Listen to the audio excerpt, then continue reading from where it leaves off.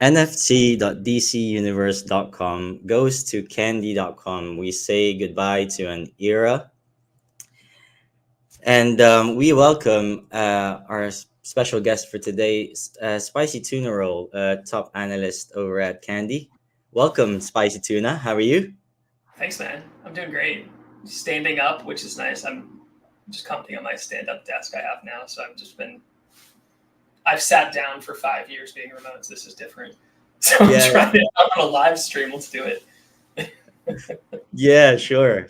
Now, thanks for joining us.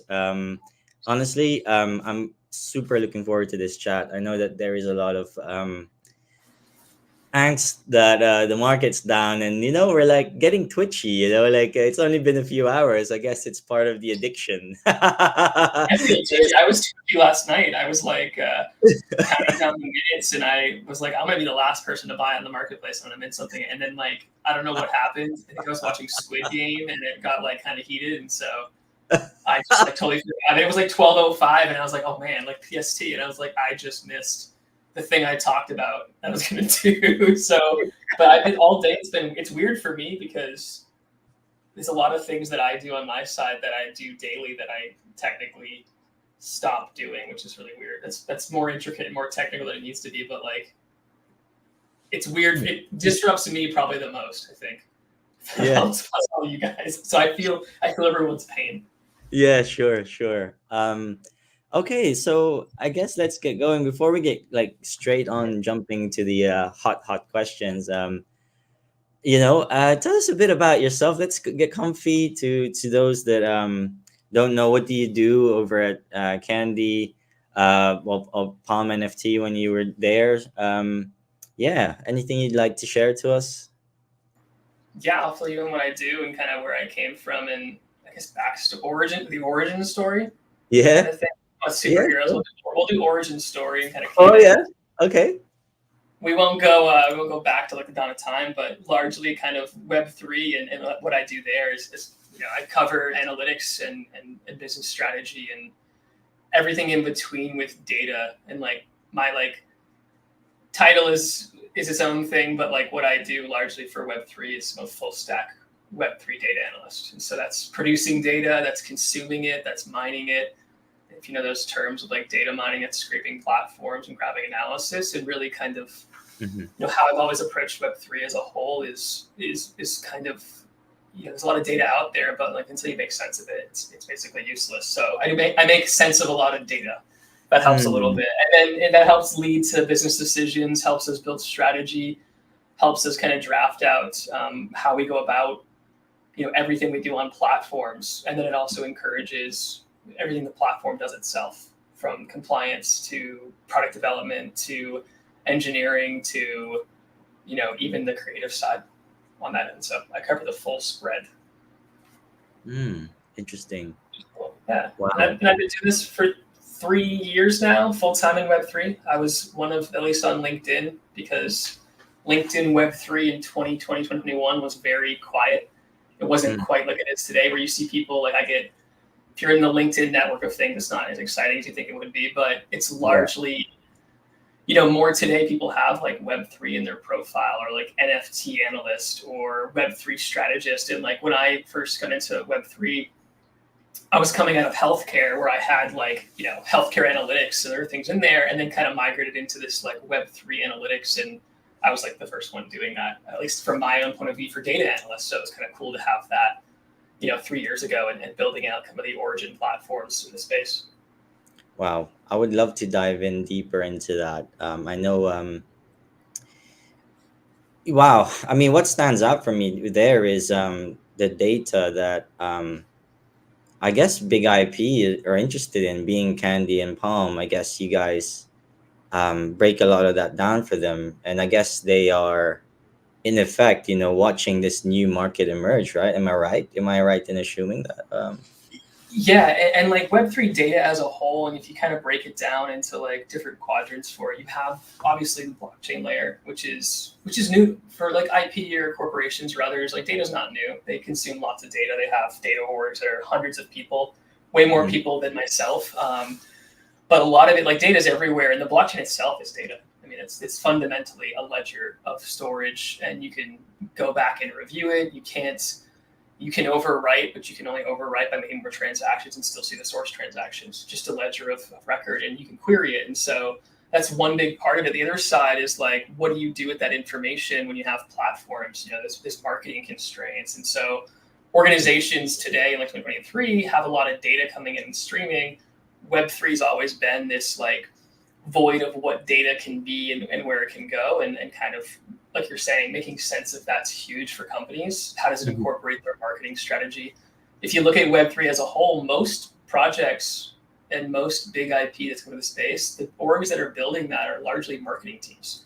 And so a lot of the projects are marketing focused, marketing KPIs, growth benchmarks. It's leading to sales of like their Web2 kind of base consumer products, physical and digital. And it all kind of carries together. And that's largely because it's the marketing org that's leading that. Rather than like the business development, product development, it's purely marketing kind of coordinating that. So a lot of data is marketing based and based on, you know, consumer or fan or user behavior, kind of seeing how they react to collectibles and, you know, blockchain products. Wow. All right. Let's kick it off, I guess. Well, sorry. Before we kick it off, what kind of things do you like to collect? I would say, like, yeah, like let's get warmed up. Because I'm standing, like, usually you can actually see behind me, kind of. There's like a fish tank behind me too, but like I have I've been a huge comic collector since I was younger. Wow. Really cool origins and like backstory. I got big into it. My aunt actually dated a very famous, very big comic artist in the Marvel side, which I won't name drop for many reasons, but yeah. So I grew up like actually having like a direct connection to like an artist who's very, I'm saying very famous on the probably top 20 comic artists that exist, and having access to be able to like send drawings back and forth and get like, I used to get signed comics, you know, from the entire group of people that are actually making it, from the inkers to the colorists to the actual artists themselves. And even like had tons of comics that have that, but even like the original drawings that I have framed and hidden away are really cool. So it's a cool connection to have that, and also be able to like, for me, it was cool because like, there's so many intricacies that go into comics, and it's one of the fun things that like when we did comic voting, like you got to see like the little snippets and the sneak peeks of things. A lot of that I used to play like I Spy when I got like the new comic would come out, and I'd find like, you know, my cousin's nickname was drawn like a boat in like a very, you know, big part of the story, or my aunt's drawn into a comic. And you're like, that's kind of cool, but you're like, that's such a personal thing, getting to personalize. So I always loved comic voting, but I've been a huge comic fan since I was little. And outside of that, I mean, avid rock collector. If we're going straight into collecting, do a lot of rock hounding. Not the ETH rocks, right? Not the expensive ETH rocks, just rocks. Not the ETH rocks. No, more crystals and you know, cool kind of rocks you can find around you. And then even just like art, there's a ton of art in here. I sometimes forget just like how much the physical art world, you know, kind of digital side. I love digital art too, but I have tons of physical art around us, from sculptures to, you know, pieces from friends and like people I've met. So it's just kind of having that nice connection point. So there's a lot of collectibles around me, and sometimes I don't realize it, but it's kind of just part of my house. It's just there. How amazing is it that you have a job now that meshes your interests perfectly? Like, I mean, that's how I'm feeling. That's the vibe I'm getting. Like, you know, that's amazing, man. Like, it's got everything. You've got all the right ingredients. A Web3 background and a comic love and a collecting love. So, guys, it's safe to say, I'm like I said, I've heard you on the forest. You know, last Friday. Was it last Friday? I think it was last Friday. Yeah, it's a blur. It was like Thanksgiving time. Yeah. Everything else, Yeah. It was like busy, but yeah, at least in the States it was Thanksgiving. But like, but yeah, it's been a week. I feel like that was 6 months ago with the migrations. Yeah. It just feels like a long time ago, just because of all the action that's happened, and I'm sure you can appreciate that from your end and from our users' end as well. But yeah, no, I thought like, yeah, this guy knows what he was talking. You were there for a good 2-3 hours, and I'm gonna try and do a condensed version of that, obviously with some new information. And I was just listening. Honestly, at the time, I was coming back somewhere, and I was just like, I heard you near the tail end, and I was like, shit, this is all gold. Like the stuff you were saying.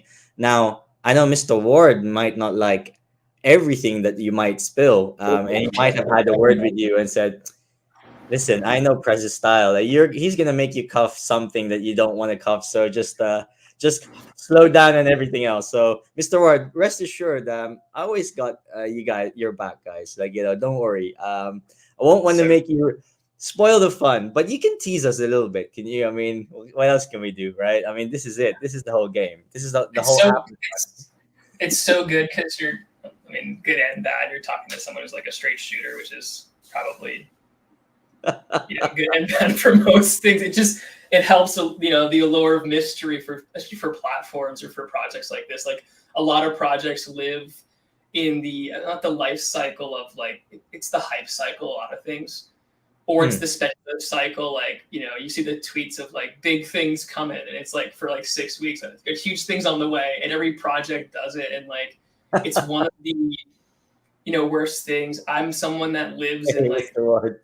He's you know, keeping an not eye on us. He's like, I'm here. You better not so spill good. I spill know. anything Yeah, that's too what's big, going all on. right? Like, and I'm sure he's giggling. But yeah, go ahead. Sorry. I promised him I'd behave yesterday, Oh, so I would don't. say it. Don't. But we can Seriously. talk about other stuff. I mean, But this is spicy tuna roll. It's spicy tuna roll. It's not like lukewarm tuna roll, would it? Like, oh it's my meant to god, be spicy tuna roll. Anyway, so I'm busting your chops too much. you're you're But good. okay, I don't know if you have a site for me where we could just break down. I mean, there was some upgrades that's happened recently. Um, I believe that suddenly we lost track of. We're suddenly using a new explorer, right? That we didn't use before. Is there any site you could point me to? I could show the audience now, so we could break this down. And then, what's the plan upgrades next year? Do you think it's okay to go there? I guess it's all public knowledge, right? I don't wanna. Is there anything Yeah, we can? Yeah. yeah. So a lot of like the Explorer stuff, and it's actually good to know. So like how the org actually functions, and it's actually the proper way. So like Palm NFT Studio began, and it was a studio, and we had the blockchain layer of it too. And we actually, those two things bifurcated away, which is actually good because you need to have your token and your DAOs and your actual like protocol layer separate Mhm. from any organization for many reasons. It's Yeah. actually a proper way for legal guidance to do things. That's why you see ApeCoin and Yuga Labs, they're not the same entity. That's on purpose. It's for a lot of legal constraints. So you're not manipulating coin prices. And in order to run into that problem, like Dapper Labs has with NBA Top Shots. It's a side note, but like just for good context. And so when decisions get made on the like more the protocol or the blockchain layer, a lot of those things aren't done by like us. Like having the change from Palm Explorer over to Ondora or others, there's actually multiple indexers. A lot of the times you have like the front end version of Web3, which is like the normal person can come in, consume that data, put in the token IDs, and they get an output. All that data is always available. The blockchain indexers actually make that public if you can read blockchain data and you can write to that data layer via APIs, which is just basically a way of asking for data nicely. On those platforms, if you can read that, you can query all the data that's in Ondora. That's the nice thing is having those things. So when those things change, it's largely a decision by the blockchain layer. We don't, Palm NFT Studio doesn't have the decision, or Candy on that. We don't have a say, and that's actually for good reasons many times. And so those routes change, and we kind of roll with them, but they'll improve as they go. And like a platform like Ondora is young and being developed actively, which is great because they look like they're listening to a lot of user feedback and people using it. Like, I want to see this or that. That's actually a nice thing to have. Versus like a pure Palm Explorer where it's very much you had minimal metadata. You actually can ask for more stuff, and those aggregators will start to add them in, which is cool. Okay. I don't know if you could point me to a site because maybe that would be a good explainer to what's happened. I think I guess I just want to nail this, because Palm Foundation usually has okay, let's have a look. I'd say they probably have like a blog. They usually have blog posts. I don't read the Palm Foundation a ton. I usually am heads down. But like the Palm Foundation will have updates to the protocol. They'll have like developer kind of relationship type things. PalmFDN.org org, you usually can go there. They also have a Discord too. And that's like the place where you can actually ask the people building and the people running that things some questions like, hey, do you have a too long didn't read? Do you have a explainer of this? What does it mean to someone who's used to using this kind of stuff? And you should be good for it. I mean, I did see this article. Maybe I'll share this, and maybe if you could see if it's good, because I do recall seeing it, and if you could help us make sense of it. This one, Palm Foundation chooses Polygon technology for ZKL2 upgrade, empowering creators, sports, and entertainment, and then Palm Network into a supernet. Oh, this looks like a good article. I remember there was an article that was telling us that we're moving somewhere and then somewhere. Yeah, a big part like there's a too long didn't read for ZK rollups, and like what it is a ZK ZK layer 2, but it's large. I'm literally reading the too long didn't read because it's just easier to explain it that way. But it's largely a scaling. It doesn't infect. It's like, what does it affect to I would say someone using it for collecting for this and that? It's very minimal impact. If you're building on the protocol, or you're building, and you're building Web3 applications like platforms, or you want to start a project, like it matters a lot to that development side. What it largely has done is moved like contract computations. And that, if that sounds like it's too far outside your scope and most people listening to it, then you're probably fine. It's like, it's more related to how transactions take place, and you can execute them off chain. But I heard something that you're moving to ZK to be is it right to be cross chain? I've heard a rumor, cross chain. Is that there's string compatibility in some cases. It's not you'll never have a case where you can just suddenly start using Solana because you're in a ZK rollup. Like there's a lot of intricacies to it. Like tokens can't run across without being contracts on both sides. There's technical details that are outside of my scope of understanding too. I'm sure there's an expert somewhere in the audience or outside in the world. There might be a very small number just based on the dev pool of how many people are building a lot of these, but you'd be surprised.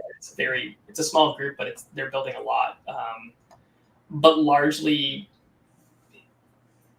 there's some complexities to it. I wouldn't suspect that like it's a pure thing where like suddenly your tokens can be used every single blockchain. That helps a little bit too. Well, there is a. Okay, well, I'm not going to pretend I'm going to understand this. I was actually hoping you could explain this to me like I'm 5, like the whole rest of the video. But I guess we're ahead. Explain 5 for this. It's more if it always matters. I think it's always impactful to be like, does it matter to someone interacting with the blockchain from its like, I would say, base transactional layer, where you're just checking transactions, you're checking metadata. The impact is super minimal. You won't notice a difference. Okay, but you'll never see a difference. Yeah. Okay, but it's helping under the hood, and I just want to hear the word interoperability. You know what I mean? Like all that spicy Web3 terms. Like, you know what I mean? Interoperability is like, because you can be interoperable now. It just depends on how you've managed access to something. For a good example, like maybe you wanted, let's say, I'm not going to use Cowls as a direct reference, but maybe you want to have a token by, let's say it's like a Bored Ape, and you want that person to essentially be able to have access to like a concert or an event, and like what's interoperable with like in real life or what's interoperable with other tech, like you have to make it so you can check if that person's there. There are solution providers for that do, ticketing, live events, and so on. And largely, they're just using delegated wallets to just read that information. They have an identity layer that's like signing in with like a Web2 wallet, aka like Gmail or linking a Twitter account. Just something that you can prove that it's your credential. And then from there, you just link the account over to it and it links the asset. And that's the simplest way for any kind of, I would say, like base interoperability. And then you have platforms too, where you can actually, like, let's say you want to sign into AMC and they're doing a discount deal. If you own an NFT, you get access to, early access to a ticket drop or a movie premiere. Like that's stuff that they can do today. It's just a matter of setting up those actual, I'd say, conversation and they integrate it into their software, into their application. It's really, interoperability can happen at the snap of a finger. And you're starting to see that now with things like, Dot Swoosh, or you're seeing it with like Artifact/Nike being interoperable with Epic Games. Like all that largely was them partnering, saying, hey, we're going to let you see access to these credentials here. Here's all our users. When they go to your site, let them be able to sign in. And that's interoperability 101. And that's just the simple facts for it. It's just a matter of those partnerships being built. ZKs do make it easier because, it's more development layers. It's a broader ecosystem because more people can develop on top of it. And when you usually have less siloed infrastructure, you end up making it easier for, open source type products. Like I'm going to make a wallet that makes it so any of these ZK networks, MetaMask does that today. I can actually use any platform that's on Shopify. I built a Shopify app that lets you sign in. And that's a perfect example of that. I want to use e-commerce and I want to do a merch drop for all the Cowls holders, for example. If I have a Shopify integration, I can check identity and access. You're good to go. All right. So the key takeaway is it's just all about how you guys work a partnership and allow each other and, have a handshake and trust each other with the data and everything else. Well, at the very least, right? Yeah, at the very least. And it can be anonymized too. You can be an anonymous person going in and like the only time that you actually... I like the sound of this. Cal VIP pass. But yes, sorry, go ahead. Yeah, I was going to say the idea of like when you pass information, like maybe just that ownership of a token is the handshake, and the platform that you own that token on or minted that contract doesn't need to know, that you went over to Shopify unless they actually told them. So it protects data. It also protects privacy. And a lot of times your interactions with the platform in its own, standard way, they just let you get an extra bit of access to it. You see that with the Backhowl merch drop. When you went over the DC e-commerce platform and had a code to put in, it's really that handshake there without a Web3 connector because of non-custodial wallets. Like that's really what that did. It's the same thing that the backend would do if you had non-custodial wallets. Yeah. Well, I mean, OpenSea is good. We'll save the less technical. We can go into like, collecting's always fun. The technical stuff's always heady because it's complex for me sometimes. And you don't have to answer that. I was just making that spicy. I was just making that spicy. You passed the first step. And the funny thing is, actually, I was with Comics and Crypto yesterday, and he had Sean. He had massive presenting powers, right? And I actually felt like that was one of my most difficult, and like not interviews, because he had so much mind trick powers. Like I gave him because I gave you a slide deck, right? And he kind of just took that on. Like I think Caitlin did the same. She took that on and she's like, well, let me run this. Whereas I love the fact that, I'm able to ask you questions because I could then break it down in a video, hopefully in Twitter, because I think, as a, that's what I love to do. I don't want to have people to have a barrier to go to my YouTube to then sit through the hour, and then just to get the alpha that they want for 5 minutes or whatever. So it's the reason why I do the style that I do. So I appreciate that, you and the team, make that easy for me. And thank you for coming on, by the way, as well. Now people want short form video. It's like they just want the alpha. You know what I mean? They just want it. I don't know why I said that, but I just wanted to get that out in the universe. I'm really very appreciative of everyone here and the opportunity to ask these questions and to be cheeky as well. Okay, so I'm going to now go straight into it, to what everybody really wants to talk about is the DCNFT site merge with the Candy site. Now I know that Mr. Ward and you yourself and the team are looking to gather those materials to actually make it available for everybody because it's hotly watched. And it's very, very, it's invoked a lot of drama, over at X anyway. I mean, there's always drama in X, but more than usual. Like, you could change the name to drama. It would be a Twitter. I call it Twitter still, personally, but that's just habits. But I guess it's so funny hearing people say X. I'm seeing X used more than Twitter now, which is starting to scare me. So I'm like a boomer with it. Yeah, Twitter. Okay, let's try and break this down. So, okay, so the DCNFT NFT.dcuniverse.com is actually still gonna redirect the candy at one point. Right now, obviously we have access to our collection, but from my understanding with Mr. Ward is, you know, we are still gonna have that domain, but it's just gonna redirect. Is that correct? Yeah, it should redirect, and that will happen for a bit, just because people will obviously go to the wrong links and the natural redirection. You might end up with a broken link somewhere if you use like, like a stringed URL where it's like, an email we sent 6 months ago that had like very long, like to the drop itself, you get an error, but like that's pretty much it. If you search for DCNFT, you'll get this link and you'll click to go to Candy. And at some point, the SEO will switch and Google will work its magic and start redirecting. That's all it does. There's more. I won't go into those details either. There's intricacies to it, but like it'll eventually start redirecting, and at some point, the actual link itself will be sunset just because the route can only last for so long.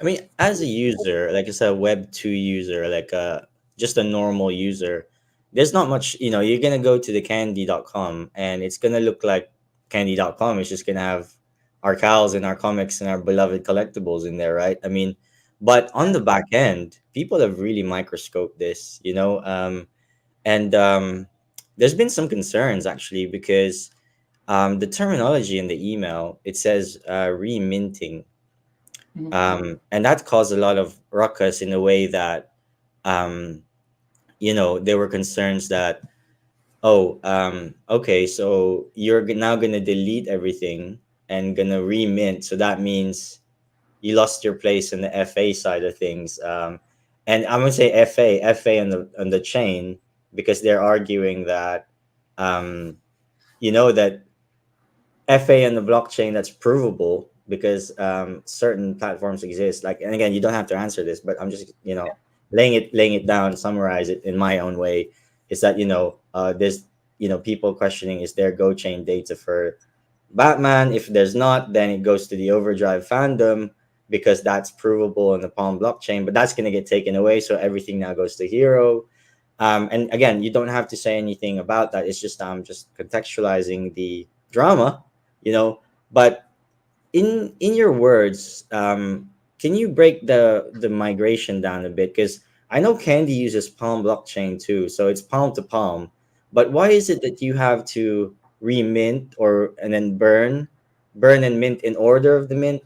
Because I believe that's what's going to happen. The token IDs is closer to the mint number, um, the mint order, and then it becomes like that's a token ID 99% of the time. And I know that was slightly confusing for everybody, but I actually had the picture slide from somebody who, and again, this is only for blockchain purists. For guys that mostly don't care, it's like you're just gonna transition websites, but on the back end, this is what's been asked, right? So let me share Yeah. my screen. Yeah, and I can touch on the first points for an understanding like what happens when you burn a collectible and like where does it go. It's like one of the things in your reference to like Go chain and like there's limitations with blockchains and like when early adopters come in, early market movers like BB was first to have not first to have collectibles on chain. There's many before like they started doing that, but having like the large kind of comic book IP and things like that. And one of the nice things to have is that if you can have an immutable record of things is important. When you have a record that can't be changed, or you have, let's say you're the first one to mint something and everyone can go and see it and it's clearly there, that makes it much easier for people to be like, okay, like it is still like that record of that token is still there. It's the same asset, same IPFS. And at the end of the day, like what is an NFT? Like an NFT is many things. One of the biggest things that it really is a data storage. It's storing data in a mutable record. It's keeping the metadata that's there. It's saying, when was this token minted? What is the token title? What does the asset look like? How does it know what the image is? And that image that you see on your collectibles, comic book reader is slightly different, but just how those connections work. But the actual images of those collectibles, your back cowl, your comic book tokens, like those are on IPFS. They're also stored in an indexer so you can see it easier on a website so it loads faster, but those are on IPFS. And so you can actually go on Door and you can see your images. Like that's because those are on chain in a decentralized storage kind of process. And that's important because you're able to quickly see where it is. You can see the record of it. And when you burn collectibles, which burning takes place all over the ethos of blockchain, like you're burning tokens all the time to different things for different reasons. You can burn your Bored Ape if you wanted to. There's nothing to stop you from burning it. You can send it to the burn address if you wanted to send it there, the 0x000 hash, and you can burn your Bored Ape. It doesn't mean that it didn't exist. Well, no, it's still the IPFS still links over to it. You can just see that's in the burn wallet, and you can never get access to it. And that's largely all that means. But the immutable record's still there, and you could absolutely be like, who owned that? Who burned it? You can still look it up. When you burn tokens, like the migration will do, like we're going to burn off, existing contract tokens. We're changing smart contracts. That's a big part of why you do that. When you change smart contracts, there's reasons why some are written some way. Each smart contract isn't one and the same. Different feature sets. You can do different things with the token. Some of those allow you to mutate or alter tokens. Some of them allow you to bond them together, like you allow tokens to be stringed together or alter them however you want to take it. But those smart contracts kind of determine like what can someone do with it. Is that like that? Are you moving to ERC 721? Is it, or is it always been? I don't know. I'm just shooting in the dark here. Yeah. Like, why did you have to move? Why did you have to burn? Why couldn't you just read off? Like, it was just a question that's been pointed by someone. Yeah. Why could, if Candy uses Palm, why couldn't you have just left it alone and just read back? Is it because Candy maybe has a more up-to-date chain, or you need it becomes more in order of their blockchain, like the way they've done it? Largely the factor of how assets are stored. Assets are stored, and it's kind of interesting when you sign up for the DC platform and you make an account, you generate a wallet. Like you get a wallet ID. Everyone on DC, right now has a wallet ID. Candy's platform has a centralized wallet ID. That's the fundamental thing. You still, there's the difference between it is literally on the blockchain layer to any other person using it. You never have the keys to the custodial wallet that's managed on like the DCNFT platform. There isn't keys available. And so you can't approve or deny transactions or initiate transactions. The system does it for you based on an authenticator. So an authorized, transaction goes through, it writes the transaction, it knows what your seed phrase is. You can't see your seed phrase, obviously, but this system can. For Candy's system, they use a single authorizer into a single custodial wallet, which is managed by the identity access side. So all those tokens exist in a centralized place. So one wallet, and that's what's reading and distributing those all out. How it attaches to you is based on identity, which is very similar to how you call any information in a database. So you own this, I own that kind of thing. But that's the biggest thing. It's not a secret either. It's very visible on chain too. So it's not like it's a dirty secret like that, but that's just how their system works. And so when you migrate to that type of system where it's many wallets connected to the blockchain, but now it's one wallet with many assets in it. And that's kind of how it's translated over. And so you need to burn the tokens off to move them into that single place. And that's kind of why they have to burn. And the alternative is like you have to generate new wallets for everyone because the authorizer isn't coming up with their code. It's like, the authorizer we use to generate wallets or to sign transactions on behalf of those custodial wallets doesn't translate over their platform. So it's like intricacies there, but it's largely compatibility. It's a change in how their database reads and writes, in how they interact with the blockchain itself. Okay. So if you want to know why do platforms do that? It's probably a good question too. Like there's reasons why they do it, which is kind of cool. That and Andrew just pinged me too. So I can shout out to Andrew for giving me a note too. I'll put an asterisk to when I said, which I really appreciate. So shout out to Andrew. He's here with us in spirit. Hey, how are you? And it's good. He gets to chill. He gets to chill now because he would normally be him in the spotlight, so he can give you notes. It's a good way to put it too. Like largely, it's a smart contract that they developed. Like they have their own smart contract. We have our own smart contracts, and so that's just if they defer, they're not compatible. Most platforms don't build smart contracts to be compatible with other platforms. Some of them do, some of them don't, and when they built theirs, it just wasn't compatible. Which is just what happens with Web3 in general. Now that they're all compatible and everything's in one place, you have less disruption, less changes on that side. Right. But to the point of custodial, non-custodial, there's a good kind of school of thought here, and it's actually why you see some platforms more centralized or more decentralized than others. And it's really just about what were the priorities when a platform was created. I do a lot of platform strategy as well, and like understanding the roots of like why would you have, why would you be on chain, but also have like a centralized wallet? Like how can you be in both places? And like it's really based on how easy do you want it to be for people to collect collectibles, to make an account, and to actually engage with your product. If you were to toss MetaMask wallets at every comic book fan, and have them send it to a platform or use fandom and everything else, you would need to explain to them how that all works. They need to create their own wallet. They have to manage their own seed phrases across the board, and basically they be the holder of those keys. And like that takes a little bit of a learning curve, and it's getting a lot smaller now. It was not small 2-3 years ago. Most of these platforms were built, and that's a limitation of the technical space. It's getting better now. You're seeing a lot of things like if you used Base, which is Coinbase's kind of development layer 2. But what they've done on that side is identity and management. Like you can generate a wallet with like your Gmail account. Mm-hmm. And why they do that is like it's really quick wallet generation. You can sign up to one of their games they have on there. And basically from there, anyone can make a wallet and you have your keys added to it. That didn't exist 2-3 years ago. There was ways that you could do it, but it wasn't available at a large scale. And some of the contract limitations just weren't there yet. There's new contracts that are developed. There's new thinking about the space, and there's new kind of ideologies what they were doing. A lot of phrases that were used 2-3 years ago where we're going to onboard 1 billion people to the blockchain. And it was like this very brutal effort to kind of go for it, but that's not quite how platforms develop. It's also not quite how technology takes off. You don't take off 0 to 1 billion. You have steps in between, and like just the mercy of kind of how the space goes. Now that it's it's easy stuff for account on Candy, there's no restrictions. When you start to expand out and open up audiences, it makes it a lot faster for platforms to grow. You still make the DeFi people angry, which is fine. You make the decentralized people angry in many ways, but then there's ways to improve it because you always can go back to other systems. You can make that a non-custodial system. Like there's ways to do that. I mean, this was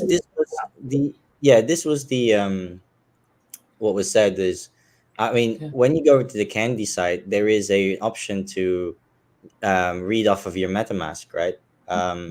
So that is like, I guess it's custodial until it, Candy probably, I don't know if I understand this correctly, Candy owns it until you put it in your wallet when that gets enabled, pretty much, and then it reads off your wallet if you wanted to, right? For that feature, there's different ways that Web3 or you interact with Web3. You interact with Web3 from being able to, sign contracts and sign things. When you connect that button, you don't sign anything.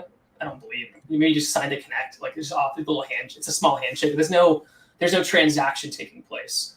Mm-hmm. When you want to mint a token, you have to authorize that contract to mint. That's the layer that's very different from like that Web3 Connect button. When you do Web3 Connect on Candy today, it's basically just saying, hey, can I look at your collectibles that you own in your wallet, which anyone can do when they go on Etherscan or they go on anywhere else. And it just reads whatever tokens it wants. It just likes which blockchain. You could have some Solana NFTs in there. It can still read those from MetaMask. It just says, hey, switch networks, I want to read your Solana wallet. And that's what the protocol would do. It's just like the code would write that out. It would say, hey, I want to read your Solana tokens, and it tells you which Solana tokens you have. What they use that for now was, I believe it was I actually asked them because I was curious, like, what are we using it for? How does it work? When I first started seeing the migration stuff happen, it's largely used for allow listing, at least in its current state. I don't know how much it's been used, but from what I understand, it's used for allow listing. And so that some way someone like, let's say they own a Bored Ape or they own another token like a Cool Cat. And we wanted to allow list all Cool Cat holders because we're doing a collab with Cool Cat. This is all made up. It's not real. But like we're doing a collab. And so what we could do is we could say, hey, Cool Cats holders, we're doing a collab over here for pre-sale, link up your wallet, and we just allow list everyone that's in that list. And if you connect with your Web3 wallet, that's your thumbs up. And it lets you in once that handshake takes place. It's a rudimental, it's not non-custodial. Non-custodial happens when you're able to transfer things from the main Candy wallet into your wallet with a transaction. And if it's on Palm, there's no transaction fees. It's mostly gasless, very small fees. Let's go, Palm. Yeah, really cool. I mean, it's a very, near future thing. It's not, and it's always tricky because people are like, they want it, like, and there's like different schools of thought with it. Like some people think that platforms have done it because they don't want you to own your tokens, which is just like a very like not that it's not well thought out. It's valid to be like, I want to own my tokens and move them around, but then you always ask the question, like, what are you going to do with them? Just because a lot of smaller chains or smaller projects or side chains and layer twos, if there isn't a market aggregator that supports those contracts, like the technical side, like with OpenSea, you need to be able to support the Seaport contract, which is a very, it's a contract that reads data. You can write transactions to it, and you can list tokens for sale at OpenSea. There's like intricacies for that. Like if OpenSea doesn't support the Palm network, which it currently doesn't, you can't list on OpenSea. Not yet. Not possible. Not yet. And like things like that, and like those things will expand out. But like that's just the nature of things. You could build a marketplace on Palm. You could develop it all out. You could launch it, everything else, have your smart contract, and then accept Palm tokens and start trading them. There's actually marketplaces on Palm now that do that. And there's many of them. And like, that's just what you'd have to do, and like building those things out. So it's better to have the larger aggregators and the better, bigger platforms like OpenSea and Blur and others. But like after those you those sort have problems too. Yeah. There's a lot of intricacies from that side. It's like those have problems too, because they have issues with royalties. And if you get into royalties, like there's contracts that exist for some projects that they have to enforce royalties, or that's just something that they've had. And they want to make sure they're enforcing creator royalties. Like some platforms take those away. And like when that happens, that is how a lot of projects actually even exist today. Once that dries up, they have no more funding and their project's going to dry up.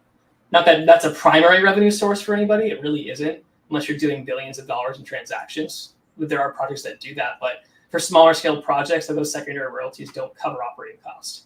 Mm-hmm. And so it's like very small. And so it's not really a big impact. But boiling it down, mm-hmm. Oh, you're, I was gonna say too long. No. I was gonna say, I hope I could run over 10 minutes at least, because I have a bunch more. Okay, you're good. I'm open the rest of the afternoon. Great. I thought I was. I erased all my meetings. I'm doing this stuff. I erased all my meetings. And you know what? It's good because people can watch it at their own time, and you're going into ham in detail with it. And I actually don't want to get in that way, but I'm just wary that we've got a lot of things to cover. Okay, I'm gonna throw. Oh, hello. How are you? How you doing? She's being tortured there. This is my dog tax. When there's a tough question, I'll just bring her up. Like, what's going on? Just show the dog for 2 seconds. How you doing? Sorry. Overexcited with the dog. Okay, let's take a drink. We're gonna get spicy. 3, 2, 1. Not that it wasn't already. You talking about self-custody. Whew. Jesus, that was spicy. Right. I'm gonna throw a bunch of questions here. And you can just answer them. Will we see transaction history as well as token IDs and the metadata being brought over? And will the burnt token be visible on chain for foreseeable future? Yeah, for the token IDs, I believe we're bringing those over. I'll confirm with Andrew too. That question was asked last week too, but token IDs coming over. Transaction record. I mean, like token ID you kind of need for that. You're not going to see like a link to the previous, previous token. It would get weird that way. If you had like the actual transaction here and then another thing that linked over something else, it just gets confusing. You'd have 2 different records, which is not really ideal for most things. But you're bringing over like what happened to that asset, right? Pretty much in the time. Yeah, from the sales history. Yeah, your sales history carries over. Sales history, minting history, everything, right? Minting history. Yeah. Mint date we're shooting for. Yeah, like the transaction history you'll see from like our record. So if you traded a transaction on the DC platform and you were like, I traded this with so-and-so, this transaction's traded 5 times, you'll see those records. That won't correlate on chain though. You won't see that with the token. You won't look at the token and see, I can see the past record. There won't be a connection point there. If we do include like the token ID as a thing you can look up as an extra piece of metadata, you'd be able to go see where the token was burned. So there's no gap there. The token's always existed. You'll be able to find it. So it's slightly different. It'll be like a new record. Like imagine when you first made a token and it's blank. all you're most likely going to see when you first open your accounts and you go look at Ondora or other chain indexers, you're going to see that token being minted, and that's it. Your old token that correlates to it, you'd see it being burned. Separate smart contract, separate location. Okay. Again, there's in the interest of time, and I know the answer to this because it was given to me, but not everybody knows. And by the way, I didn't make this, so this is a bit of a biased chart, guys. This is for blockchain purists. So right now, the token IDs actually line up to what people actually assign as mints. In Palm, they don't actually have mints right now. It's only Candy that will have something called edition numbers. What's the difference? What this guy is trying to say, and I wouldn't name the source. What he's trying to say is, the minting order matters a lot because most platforms like Hero and Vivi, they just have edition numbers for the mints, right? Pretty much. But because now, the only way of preserving that minting order is if you pre-mint things. But I understand that you're not going to pre-mint things, right? Almost anymore. Like you don't. Is that correct? Yeah. I asked this question because I should have to Andrew when I were talking about it a little bit, but largely, and this helps kind of break it down. So it's on that side, like how packs get minted today not today, but like how they were minted on the DC platform as of yesterday. When you mint something in a collectible, it mints on demand, and that's just a crude way of saying like it's minting it as you pay the transaction. Your transaction gets approved, then the smart contract gets written to, and it says, hey, this person paid, and there's like rules and constraints to it. Payment went through, transaction went through, and then it mints the token. And what it does is it runs an algorithm that just randomizes what the rarity is going to be. So that metadata is randomized in a simple kind of randomization pool, which is always a hot topic, but it is statistically always the same. It's random. Except Batman one was annoying, but yeah, go ahead. Randomness is always random, and like when you do randomness on a large scale, like it does skew to normalization. But when you look at randomization as a one-off, it might appear to not be. Sometimes it's perfect, sometimes it's not. It just happens. It's a chance of that too. So randomizes it, you get your randomized, rarity, and then your serial mint. But that serial mint is based on an auto increment of numbers. Like if you mint the first one, you're minting 0. You mint the second one, it's 1, just because that's how the actual how the code actually works. It starts at 0. It's the first mint. It's the first index, and so it indexes up 0 to whatever number gets minted, and then from there, you're good. Mm-hmm. That's the old way. New way, how it works is that packs are basically pre-minted and pre-filled, and so they are. So you fill packs ahead of time, and so basically all the packs are created for a drop, and you have 3,000 packs. Let's say it's 3,000, and then you have collectibles that go into those packs, and they're opened and revealed. Very similar to how the packs work on the DCNFT platform. But you can't peek the packs though, because I've confirmed that with Mr. Ward, right? You can't. Yeah, good, because otherwise it's not resellable. But okay, go ahead. Yeah. Yeah, and then from there, largely, what's going to happen is when you get that pack number, at least my integration with it, pre-filled, not pre-minted. Yeah, that's a better put. Andrew, tag me. I appreciate it. Not pre-minted, pre-filled, which is kind of so it is pre-filled. Okay, yeah, and then if that helps. Yeah, you're good. Go ahead. So okay, just to in my head, 3,000 gets pre-filled, and then is the edition number the same as the order of the mint?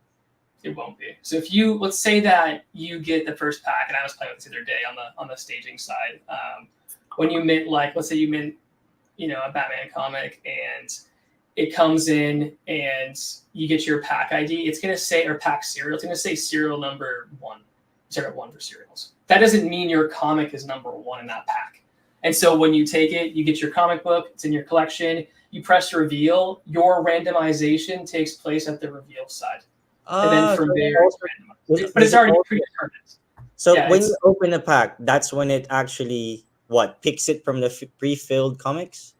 Yeah, it's already predetermined, and then it mints the collectible. It's like you can preset things to be randomized, and then when it mints it, it's like an auto randomization. It's kind of weird. It's different from it's not different from a lot of different platforms, but it largely predetermines what it is. And so if you minted the first comic in that drop, and then opened up that pack, you might have mint number 2,000. You might have mint number 1. You might have number 2. It doesn't matter when you minted it. It's just what that edition actually is inside of it. So it's less about like being able to peek it. You'll be able to see what the serial of that unrevealed pack is. It'll have a serial number. You'll be able to list those for sale in the marketplace. But just a good note, like if you have the number one pack, most likely and based on statistics, you won't have the number one collectible in that pack. The number 3000 mint could have number one, really low odds, but I've usually run, if it helps, and like what we'll end up doing is just like auditing. I audit this anyway when I do drops, which are big ones, but I check to make sure things are rare. And like I've had platforms where like that's been, contentious because people are like, did you know it was in the packs, like this and that? But realistically, that's not kind of how this functions.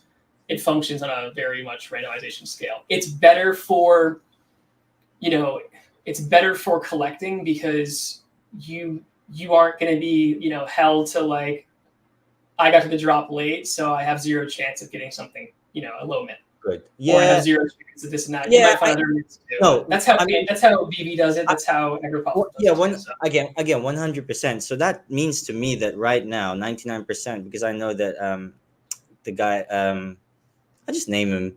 Should I name him? I don't know. Drop yes in chat. But basically, what he's saying is right now the token ID is the mint number, so it's actually 99% accurate, close to 100. Where, the first minted is 0. And again, I don't even know I don't know why I'm putting so much thought into this, but it's been a discussion. That's why. Yeah. But 0, the first minted is the token ID now, and that will be the edition number going forward, and it's actually matched the minting order, but obviously going forward because it's packs, it's brought that layer where, will the packs get mint numbers as well?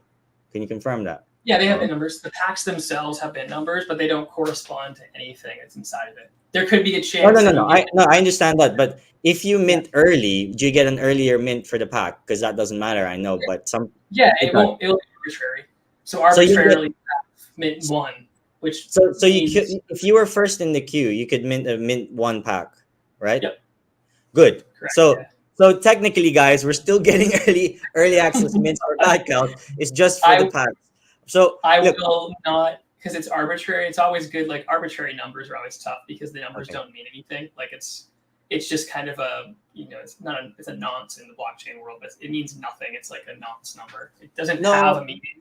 It means something if someone wants to value like very low mint packs, and those that like those statistics and odds, but like it's really going to be the contents of those packs. So there'll be times where, which is really important and like very much a different dynamic, where the number one serial might not get opened, and it'll be sealed in packs. And so that's a different kind of game. I worked on a platform that actually allowed pack sales, and what happens usually is that collectors kind of understand that. We actually put a stat on the Candy site that says how many items are still unrevealed, and you'll be able to see how many number one serials aren't revealed yet in each collection.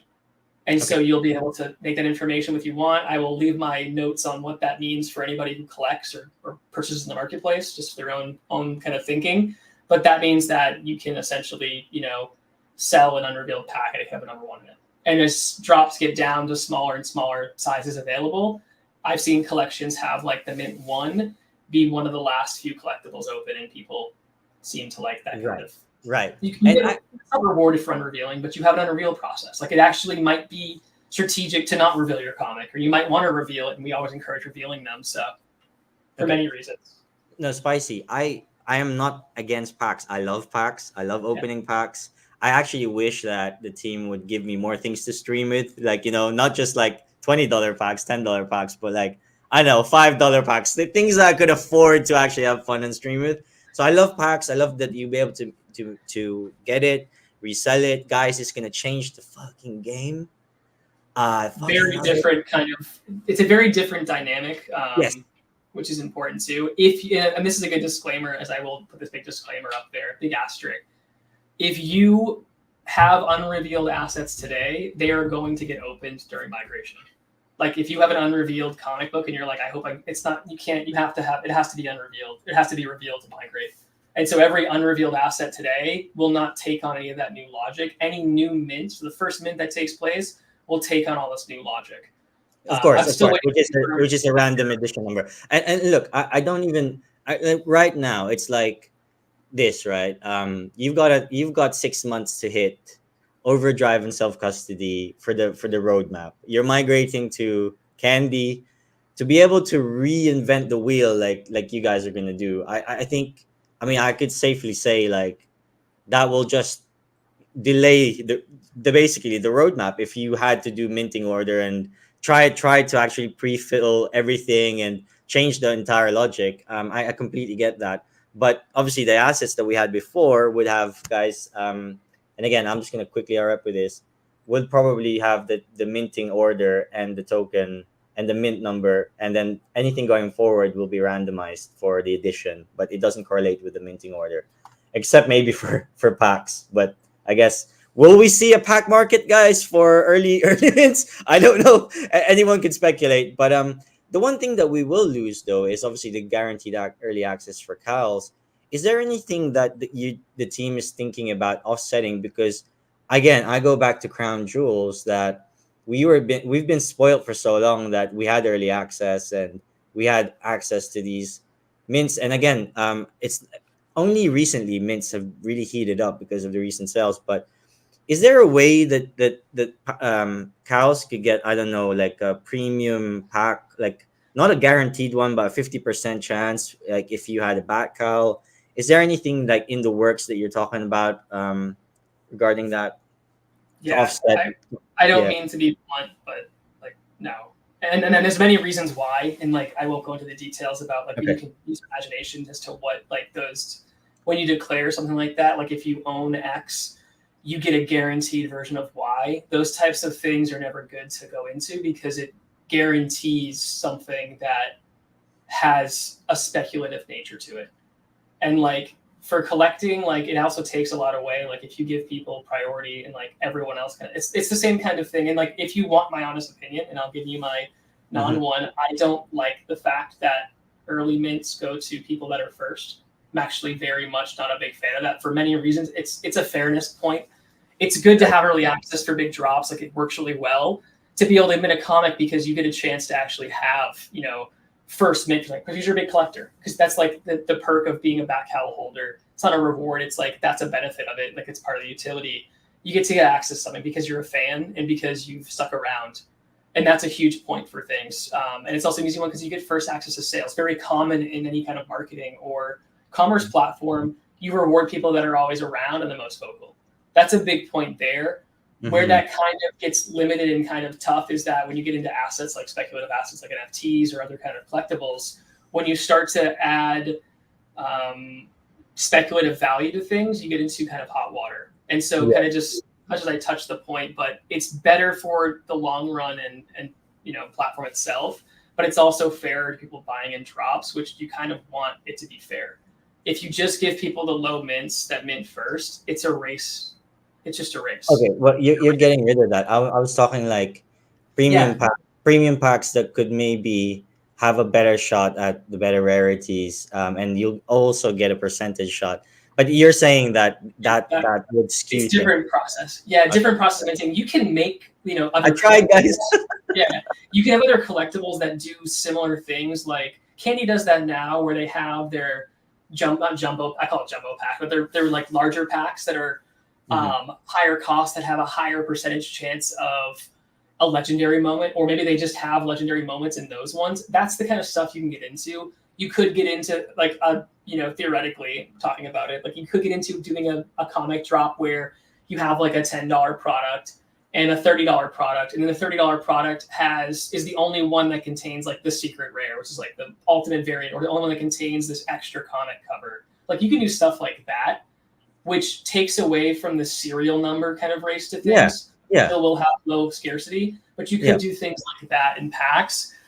It's just tricky. Like look at the starter comic as a good example of like a bundled pack. That's exactly what takes place there. You get 3 different editions, and they're all scattered rarity. That's how it would work with anything else. Like you'd have a chance of there's a number percent chance of getting a legendary, or an epic, or even another cover variant, or other collectibles too. It doesn't have to just be comics in that one pack. So there's other things Mm. like that that can go in there as well. And Could, so could could it be monetary? And I know this is very political, but could you have a discount if you have a back cow?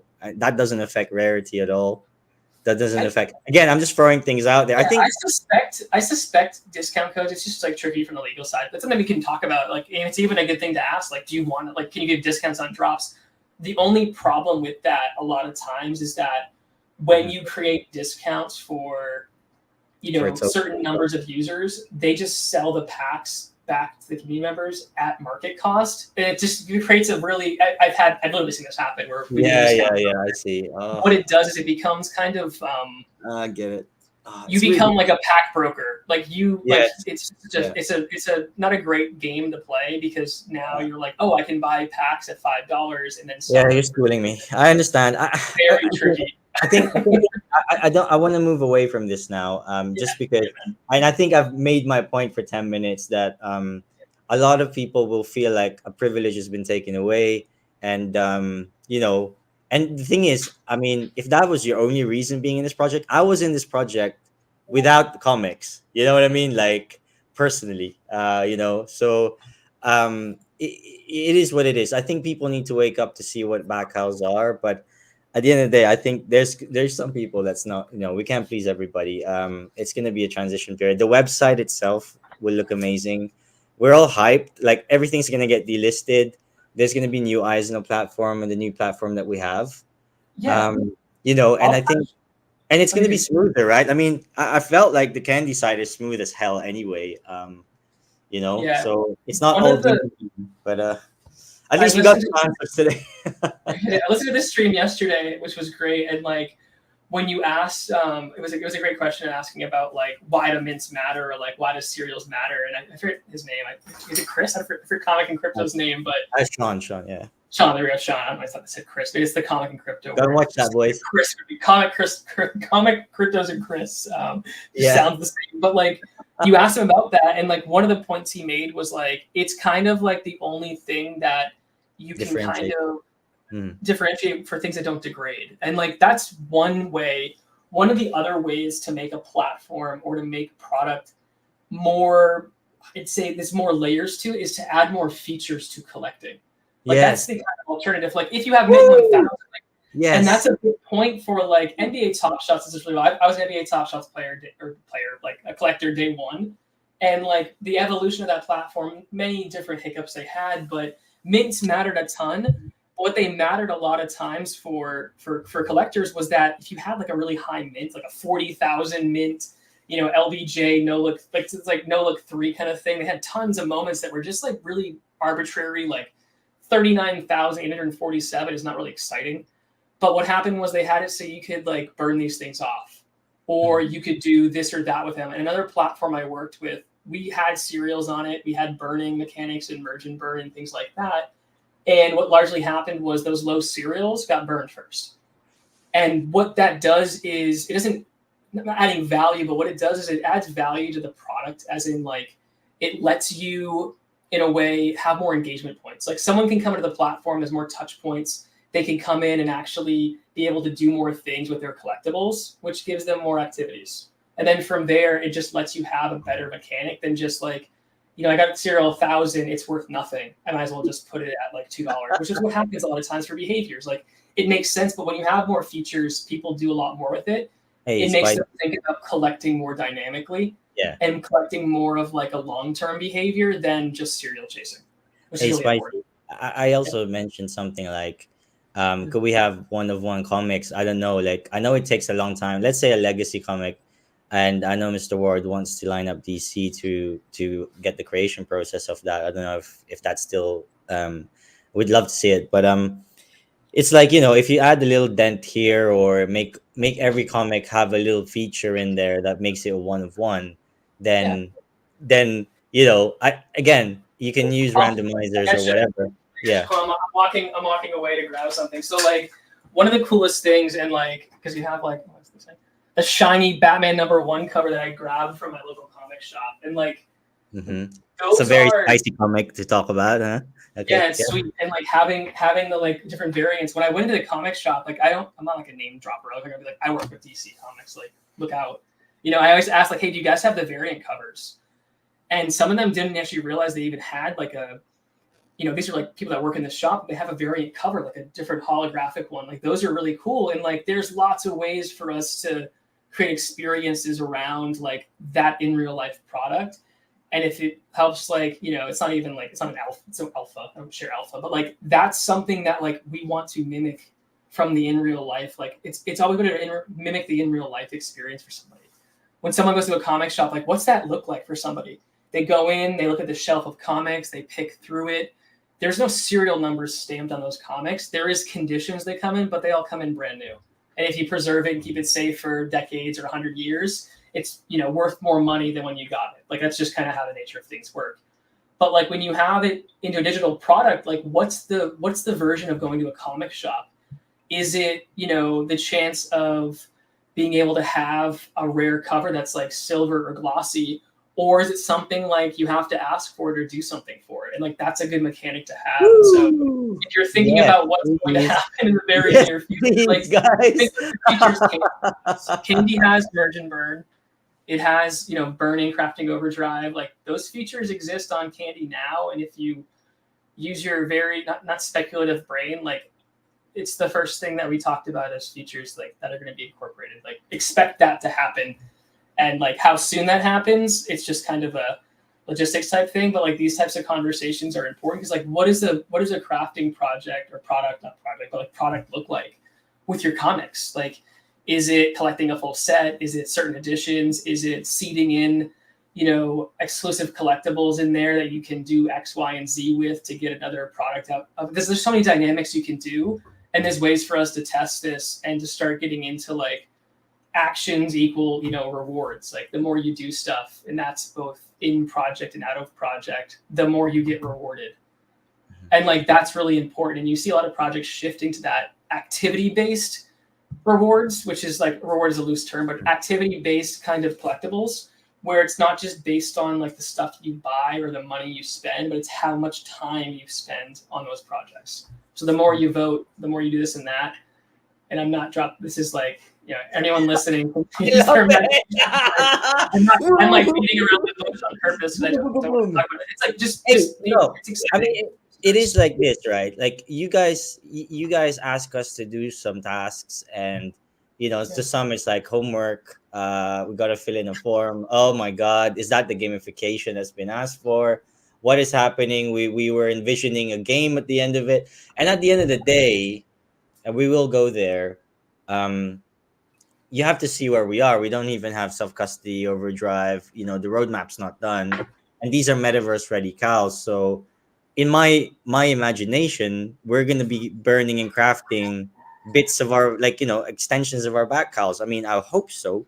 I mean, you don't even have to look at me right now. You can hide your face. But that, I mean, chat, like honestly, like that to me is the steps. Like you build the building blocks, and then you go into jump in your Batmobile in the metaverse that we've decided to go, and because there's multiple metaverses, I don't know if that's even go ahead, sorry. And like to the meta, it's like when every project was created around the times of the back halal creation and everything else, like there's obviously like not buzzword, but there's like key features that people are looking for, and you obviously you skate where the puck is or you fish where the fish are, and like obviously you want to make sure that like your product's compatible with what not everyone else is making, and like you kind of want to make sure you align with it. And so at the time, I mean, was this 2-3 years ago almost now, at the time, metaverse was like the thing that was going to be created. And like, you're like, oh, it's going to happen so fast. But like, I always ask this question back to people who mention metaverse ready kind of things. And I go, is there a metaverse that you use every single day today now? And I suspect that everyone's answer is no. And if, like what metaverse do you use? Fortnite's not a metaverse. It's a video game. Its metaverse is loose. Like, is Roblox a metaverse? It's a video game that kind of migrated that way. It has brands. It's probably close to what that would be from a creator economy standpoint, which is kind of what's required. But like, is there a Web3 metaverse today that encourages the creator economy and like creation and like those building blocks? And I don't think there is, that has any audience that's actually large enough to actually warrant developing out a lot of those features. Will that happen one day soon? Most likely. But today, no one's even using the metaverse in that way. Roblox, I use as an example, but like Roblox is not a Web3 metaverse. It's a Web3 video game where you can Yeah, create your own custom assets. And there's it's metaverse aspects too. Like what is it's like an arbitrary what is AI, what is AIG, what is machine learning to all of that. It's just like like there are words for things, but we yeah, don't have one that you engage with today. Like there's no yeah. No, metaverse so assets. you mentioned something again that back in the when I was hearing you speak, it's like Yeah. imagine if we actually built this out now, and again, you can correct me and you can chime in that if we turn up somewhere, it will people will see that as the finished product, and will we even go there? Would the hype die, or are Yeah. we, or is it better to slowly build out the things we need for the metaverse to get there, and then when we get there, we can integrate? I don't know if that makes sense. I added the last one for Spice, but you didn't because you didn't say that obviously. But Yeah, no, it's spot on for things like if we were to like, let's say tomorrow we decided to turn on the keys and be like, you know what, going to Centraland, your back Cowls there, check the box and it's done. I mean, is that a product? Like, and we don't really care what happens after like we just checked a box. Like, is that what people want? And I don't think that's the case at all. They probably want something that's more dynamic, more alive, and mimics like what they're doing. We can't do that today with the current technical stack at all. Oh my gosh. ooh, it's okay. Kicking a dog out of the way. No, I may. Go ahead. Go. That's okay. Kicking dogs out of the room. We were complaining. No, that's cool. That's cool. But The dog was sent by oh, yeah, Mr. Ward, I think, she to was kind of stop you there. complaining. But She was complaining of ignoring her. But like that's the key point is like if we were just to check that box and you dump your Cowls, and I'm saying that kind of crudely and like, not on purpose, but like you just dump them into the metaverse and you're like, here you go, you guys can go in Roblox and it's a one-time thing if you had a Cowl now. no, it's Here not a you go. one-time thing. Well, No. that's the thing is that it would have to be because if they don't have Web3 integrations and they have mass audience, but they don't have a Web3 connection, that's what you'd have to do. And so like that's something that we don't have. There's nothing in place today that lets you do that. But also like is that the right space for things and how many people would use it? And like would you want it to be limited to just a couple hundred people that are actually using it? I Is that also, like sir, I also don't want it to look crap. I want it to yeah, look like the 100%. cow that I have. You know what I mean? Like Or better honestly, like because that's like what drew me in. It's the quality of the back cow. Like what yeah. Das 3D made, and you guys made, in collaboration. But yeah.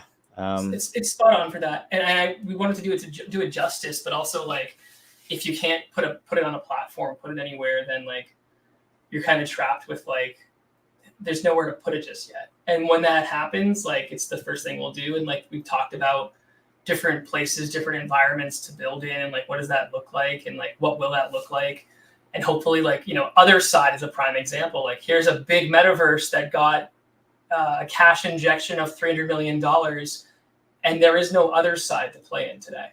They got $1 billion in funding raised. There's no metaverse to play in today. That money has gone to a development team to build it, and they're on year 2, and there's no product to play in today. That's a really valid one to use because already going to have Web3 integrated. But like I've used the beta test for that. It's cool. I've played around with it a bit, but like it's not complete and it's not accessible. And like Cowls would never be able to work in it. And their SDK, which is their software development kit, isn't even accessible to most creators. It's very exclusive, like kind of thing. And so we don't even have access to like that kind of stuff. When we do have access to it, I mean, it's just a matter of like, do we plug and play into it? Do we move the assets over? And then also you got to think about this during the forest was if if those images aren't compatible, then we have to recreate every single cowl from scratch. And that's a really big undertaking, and that costs a huge amount of money. It's the same with like if we used a Decentraland or Sandbox game. If we wanted to make every cowl go in Sandbox game, we could pay a team not 100,000, probably $500,000 to do it. A lot of projects did that last year, and no one's using those assets in those games. And they spent $500,000, and that was a big chunk of their roadmap funds. And so it's just like fund allocation, things like that. It goes into a lot of detail, but that horse is mincemeat. We've killed the metaverse, but no. I think the key is, there's in my opinion, there's a steady staple demand for digital DC comics on the blockchain, whether it's legacy or modern, and you have plans for making the experience, part of the story and interesting. Like it's not just, oh, let me mint something, let me, I that's what I'm hearing for crafting and overdrive. I mean, I don't know if you can reveal this at all, but is burning things, like not just comics, like what are your thoughts on actually like encouraging burning for, I don't know, collector points, like Hero does, because that works well. I guess it's deflationary. But I Yeah. guess, do you want to do it with purpose? Is there anything you can drop hints on? Yeah, as one of the few people that's launched a burning product like on an ecosystem and like saw what it was going to do, and like my economic brain like churns a little bit with it because there's a lot of things that NFTs do, and there's a lot of misconceptions to audiences about what happens when you do those things. Without touching on the speculative nature of things, there's a very big supply and demand question, which is when I burn off the supply of something that's digitized and it's non-fungible, does it make it more scarce? And there's like a level to that, like has other layers, like because someone's burning it off, they've already deemed that it's not like they're burning it off for second reward. They already deem it that collectible is basically worth less than selling it in a way and getting into that side of things. And so they burn it off and they, hope that they can burn it off into something else. And then from there, like what's the reward for burning it? If it's collector points, what is the value of those collector points? What happens a lot of times with platforms is that when they add arbitrary collector points to platforms, that you have a fixed number, like, okay, it cost me $5 for this, wacky whale. I'm going to burn it off and get 5 collector points. It's one for $1 to dollar, just for an arbitrary number. And it's got like 5 points for it. Are my 5 points worth $5? And the question of that is, if they are arbitrary points that do not live anywhere, they're not a store of wealth, they're just a point system that lives in a database, you literally are in a race to the bottom to destroy your entire marketplace. And I watched it happen just like that. No way. That's why you don't do systems like that, because once you make the only reward for burning arbitrary points, those points need to actually have a fixated value to them. People are going to value those points like they are $1. They're going to do the math. They're going to say, okay, if I burn a comic book, it gives me 10 points. The comic book's $5. I'm going to say that every comic point that I get is worth $1. What's going to happen is every comic that's below $10 spikes up. And then once people realize that the points they have don't have a system of like wealth and you can't trade it off and there's no value to it and it's not worth one for one, the entire marketplace comes with it. It's a race to the bottom. That's how a lot of platforms have approached burning. It doesn't work really well. What works really well is if you have purpose to it, you create seasonality, you create activations around it. So there's a beginning, middle, and end. And you do that strategically. So you let things burn off, arbitrary supply numbers go down. And then from there, you're kind of left with like what's left in the collection. And that gets kind of weird because if you burn off, you're burning off your commons and suddenly your commons are minted less than your rares and your epics, like which ones, what's the rarity? If the rarity becomes a skewed number. And so yeah, there's a lot of mechanics to it. Yeah. It'll be a big kind of discussion about how we approach things. There's also ways that like there's easier ways to build collections to burn. Like we build a collection that we purposely want you to burn it. That's which is the overdrive. Which is like it's built to burn, and like that's easier because it's a big supply. But imagine like owning a full set of comics or something like that, and you burn all 5 off, and you get a rare, like a super rare comic, whatever we call it, and it's 3D, whatever else. That's a good way to do it because the numbers always tick down one for one. Like the supply is capped at the number of legendary comics. If you have a mint of 1,000, 5% chance of getting a legendary. There's 50 legendaries. The only number of people that can complete that burning is 50 people. Will all 50 people do it? No, because at a certain point, they don't want to burn their collectible off. They throw out their collection. Maybe their account's blocked. Who knows? They just don't do it. You don't have to worry about killing the rest of the market. The supplies all decrease equally. And that's a really good way to do it. So I've done it multiple ways.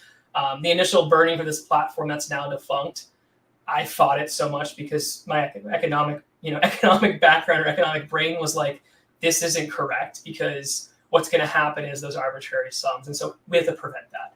But to your point on points, expect points to be things that you do collect. Like it's less about burning and getting points, but more about like collecting and participating in activities. And there's ways for us to do a lot of controls around that. And I love that. And I love that because that says that money is not the only thing that will get you a better experience almost. So I love it. it goes a long way. Like if you own like 1,000 collectibles and you do everything on the platform, and you've spent X amount, like you're obviously going to be in the top. That kind of happens anyway. But if you're someone that like doesn't spend, but that's time and effort and money. yeah, exactly. Yeah, Yeah, which is the three things that you need. We've never spoken before, but I fear we're in the same level. There's a pillar there, and like you can have someone like, maybe they haven't spent thousands of dollars, but they've done every activation, they've done in real life stuff, they voted in every single comic. Comic vote. Question as well. Is there a way to integrate Twitter interactions? Because and I know we knock like X drama a lot, but actually it's the driver for NFTs and Web3. X is like probably the only portal I know that actually goes into the heart of that, whether it's only degens or not. But at the same time, I think DC, I know it's all about DC, but DC, I'll give you a quick one. Elon Musk is doing no one any favors for any of this, and any integration with like there's limitations with Twitter. I wouldn't expect anything like that on X/Twitter anytime soon. There's other platforms you could use. There's other ways to do engagement. The other side of it is like you actually, from a legal standpoint, when someone does something on Twitter for a reward, there's actually like rules and regulations behind multiple data laws that actually say that you can't talk to that platform. Like when you do something on Twitter, let's say you share a post, and we did a thing where like, hey, you share your comic book, and if you share it 10 times and 10 people click on it, you get a free comic book. We can't do that. That's extreme. That's extreme. But I was just thinking, well, yeah, I mean, even basic comments and engagement, like we can't check Twitter's data. We can't ask Twitter to give us their API and say, hey, we will use the API. We want to see people talking about back. Okay, I'm thinking more simply. What about giveaways? Like giveaway, like for Web3. Yeah, Web3 giveaways. Like, okay, we're giving away this comic, like and retweet. We go to sweepstakes laws are not very fun, and it's like US only. Like there's a lot of limitations for it. So why it's always tough. I've always had this problem because I've come from like the degen side of things where it's like very loosey goosey, and then into like the big IP. The bigger the IP you work with, the more you need to follow every rule and regulation. There's a lot of platforms. I mean, look at like the crypto space in general. How many people are in jail from Web3 and crypto? Dozens. They're actually in prison for a very long time because they decided to avoid what is like basic common law in the country they're operating in. And so you have to follow that. A lot of projects are out of compliance with that kind of behavior, pumping their floor prices, doing giveaways without sweepstakes laws. There's lots of things that go into that. They're just taking on different risk. We have different risk tolerance. Okay, this is the perfect entry point, and obviously I'm gonna knock that on the head because we're getting on. But I think there is something we haven't covered, which is really important in my opinion, which is the licensing. And I know that this has been a tough discussion, and you're doing so well, Spicy. I love this discussion. I love this stuff. You're not even phasing me. I do this all day long. Yeah. This is my only. I do all sorts of stuff. I do a lot of consulting in Web3 and a lot of consulting across like Web2 platforms too. So I encounter not harder problems, but like a lot more. But you see all the angles, right? Is like things like token IDs or mint. It's only been a hype because of the publicity those sales attract, and it comes with it a lot of strings that you probably don't want to get too tied up on as a platform.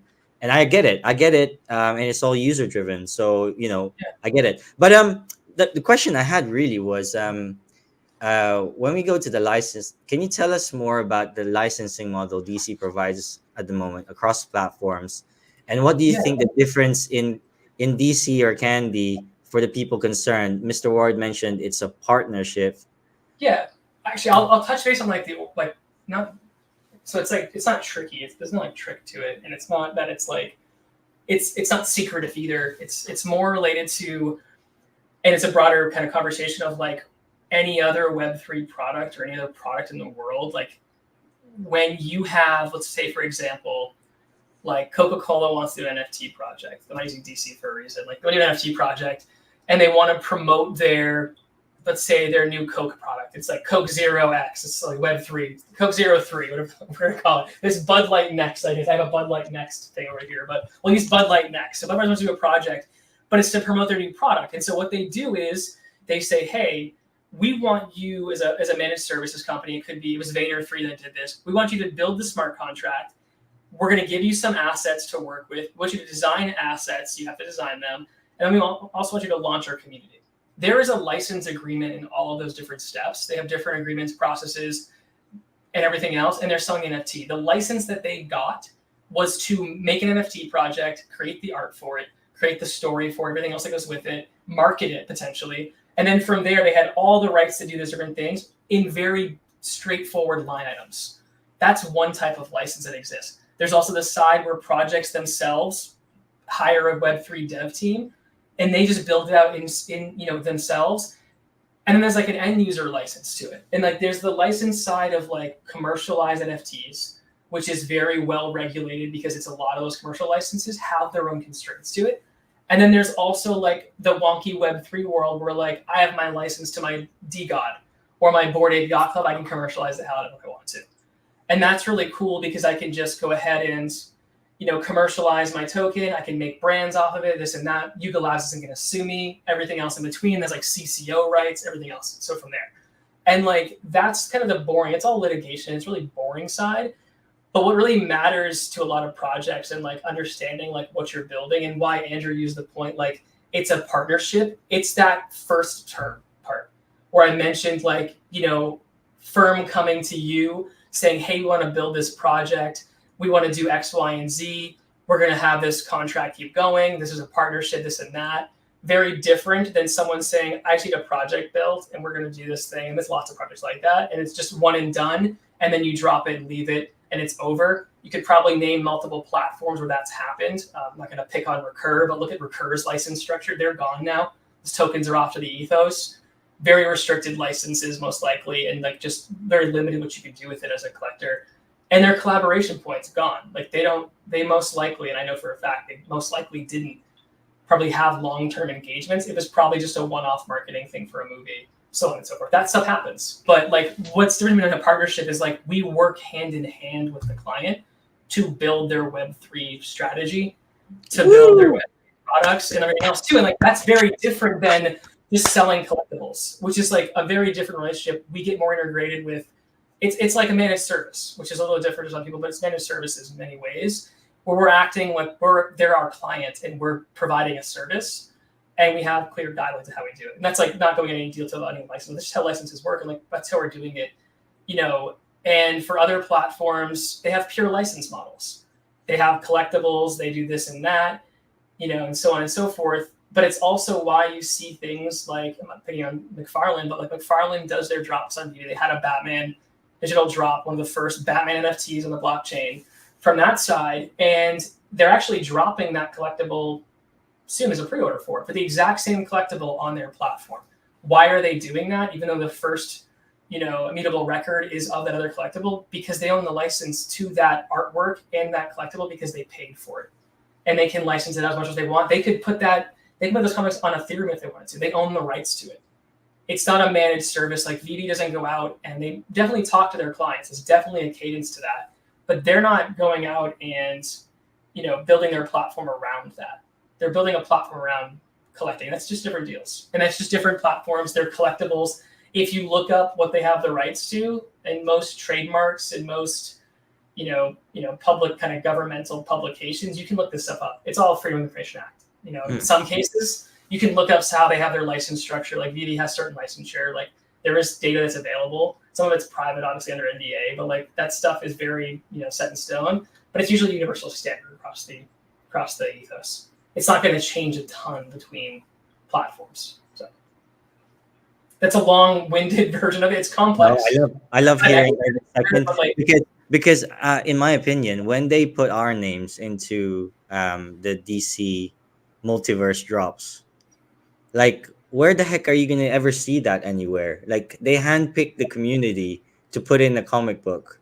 That's not a normal comic book. Like if that was a normal comic book, you'll get dropped a normal comic book. But that weird little thing where they put like community members, like cow holders names in there, that woke up people. Like there's literally people that told me, um I shout out Red Carbon. He was like, I woke up because of this multiverse drop. Like I saw a community member's name in there. I was just a passive user, but now I decided to get myself more ingrained because I want to be involved in this stuff in the future. And that, I don't know, is that like a fair example of how different it is? I mean, I don't know, like what Yeah, I mean else. that's a prime example. Like it's like so funny because like even on the space last week where I was talking about like just talking, like we meet weekly, we meet multiple times a week with DC stakeholders and like the team on that side about picking the comic covers, about the strategy behind it, about the stats that went into the drop, like the drop sizing. Like it's a collaborative effort. It's not, we don't just get an email one day and they're just like, hey, the drop's gonna look like this, and we just say, okay, here's the art assets. Like that's not what we do. We actually meet with them and work together and work on like co-creating a product and like a Web3 product. So it's not just like in all the deliverables that we have and all the different features that are coming up, like we all work in tandem. And that's very different than just like, it's just purely just doing drops and that's it. Like that's like, I literally like you're talking, like it's so tough because I remember Hagrid was like having me repeat it, but I was like, you're literally talking to like the data analyst for the platform and the org who works with the client. Like there couldn't be better. Like Andrew's another good resource. Like he works with them every single day. Like there's stakeholders straight the same way. Like, and people still kind of are like, well, I don't know. It's like, we're literally telling you. And like, it's only so many sources of truth before it's just like conspiracy. I And know that's it's not always even. And look, I'm with you with a conspiracy.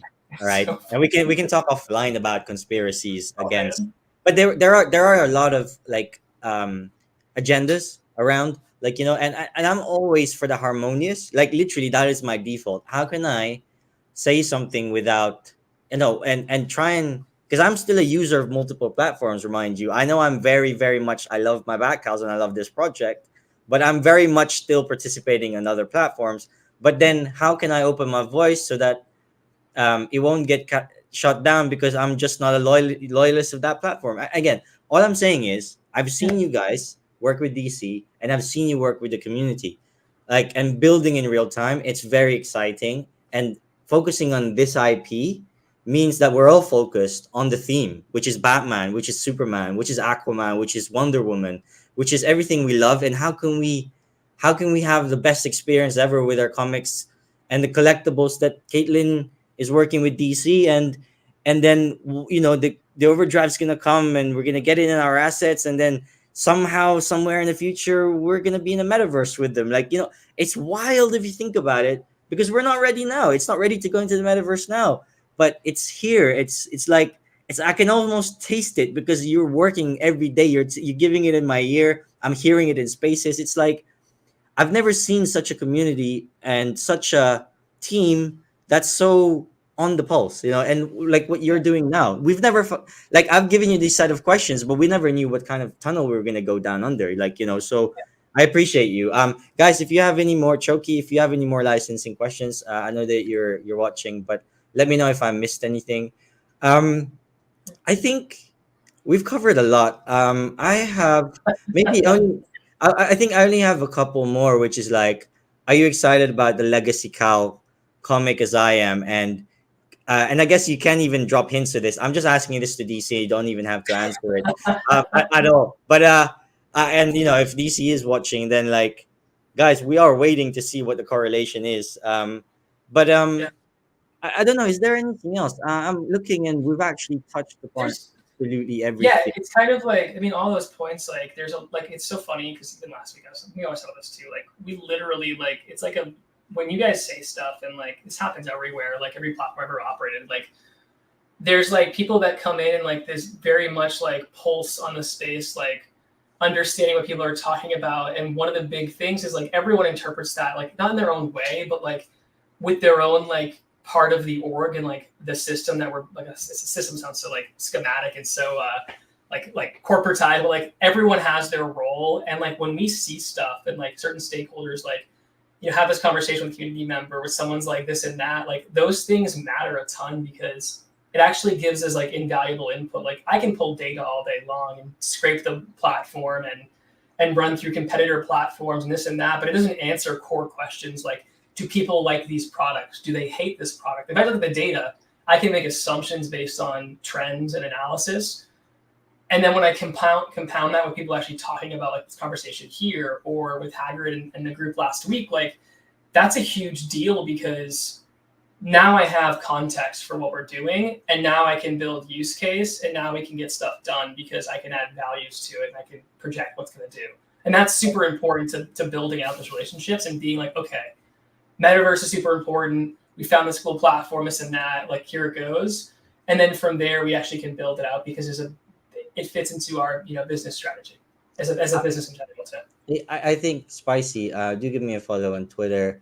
I more than chew Mr. Ward's ear off and Straith. Straith is actually, obviously like lately less active. So I send my love to you, Straith. I know that she's going through some stuff, but um, you know, yeah, just out if you want to ask me about anything, honestly, or the community, like just ask. And I know it's subtly different because you probably do a lot of watching but not a lot of asking, and I guess that comes with A little constraint, reading. but I reread it. I mean, like I'm reading Discord and everything else too, and it's like nice to see that Twitter. I mean, like it's lots of tools out there for a data analyst to read Twitter at like a large scale, and so like that's a big part of like marketing is on that side, but ways you can opt. Like it's just I cover the spread on data, and so like I have to cover everything. And so when you're covering everything, it just makes it easier to see like a bigger picture of what's happening, and then you take that into decision making, which is huge. So okay, I will absolutely reach out for questions and stuff, and you can throw stuff at me. I'm not even like shy with answering stuff, please. and I'll be a computer. Yes, I mean I've had the best time. I will just close off with this question.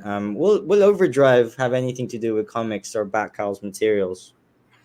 Yeah, I think It's been hinted, but is there Yeah, anything? I think it's deciding on how, and it's like, and this is like good for logistics too. And back to my straight shooter point, like one of the tough things with Overdrive and fan, like Overdrive was the term that was given to it 2 years ago.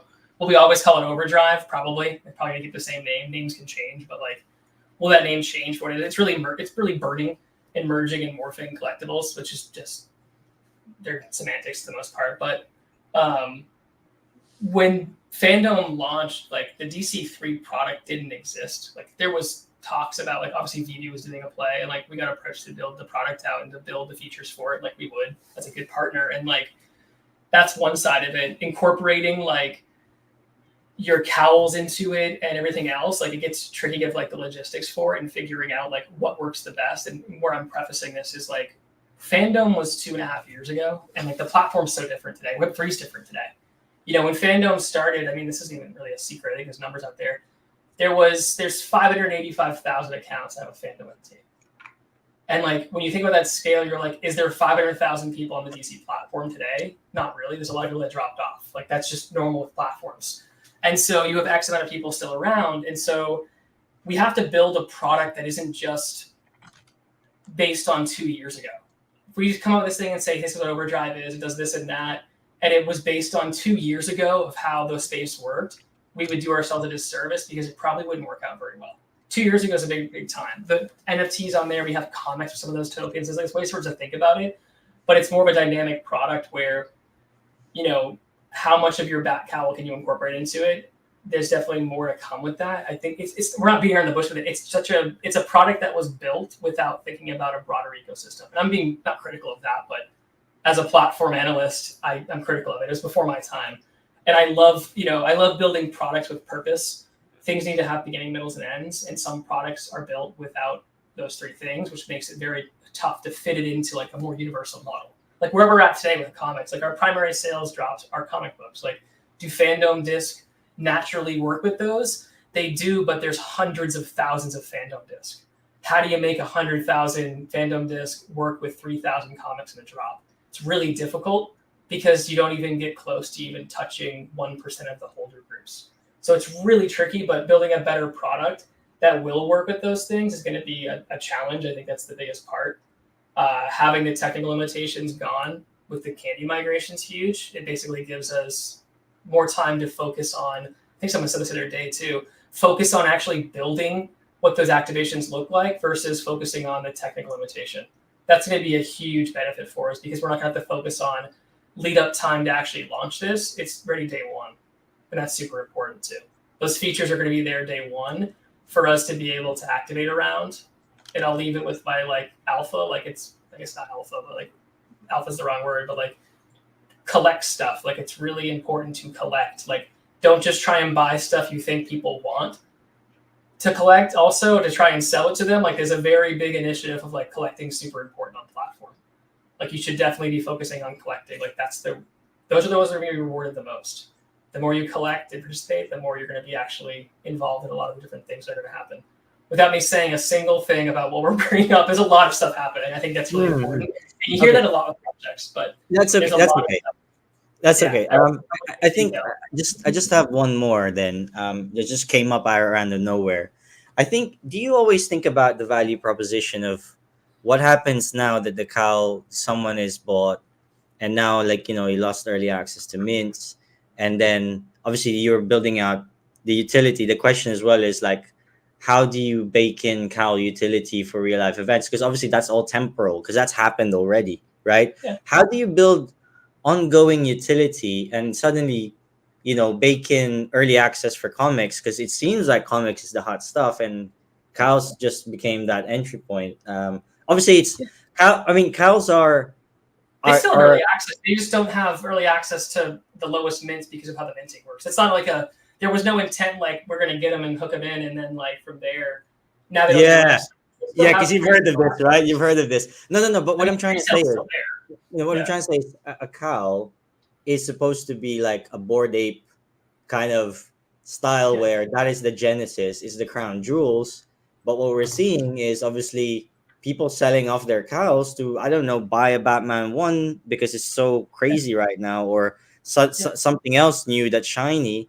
But because cows are just there just for early access, for I'm talking ongoing utility. I love real life utility. I love everything else around the cow, the rarity traits more than anybody. You can ask anybody that I actually appreciate the actual cow without the relationship with the comic. But there is this struggle I'm seeing with, I guess, saturation, and lots of platforms have this. But is that something that you guys kind of think about? Like, say, okay, how do we go? There's a lot of collectibles. There's and only so much liquidity, and how do we manage the cows and comics relationship? I don't know if that question ever made sense, but I mean, that's around that. There's actually like lots of reasons with like platforms and like marketplaces. I've operated multiple marketplaces in Web3, and like it's always a hands-off approach, and that's not hands-off like you don't care about like floor prices. There's lots of reasons why you can't build products around floor prices, and like a lot of parties have approached that. But before, like the big focus for Web3 was like the floor price is the only thing that matters, and it's how it judges if your project is successful. And that's a lot of people do that. A lot of people think like that. Yeah, and that's going to happen. Like one of the things that happens, and like lots of really good builders in the space today have kind of shifted their attitudes. Just good to have that shift. Like if someone decides that the value prop for their collectible is no longer equal to what it can be sold for, I mean, you're also talking to someone who's sold hundreds of thousands of dollars in NFTs, like I have myself. What happens with those projects most of the time is that when they launch, like lots of hype, like bought into it, at a certain point, like you sell it off because the monetary value is not worth what your perceived version of that project is. These are very speculative assets, and don't ever forget that too. Like that's so important. Like they're speculative. You're always speculating in any ways for why you're keeping it, or maybe you just like the community and there's a value to that too. Value isn't just money. Value is also time and effort and what you get out of doing something. It's like your own personal experience with it, and it's different for everybody.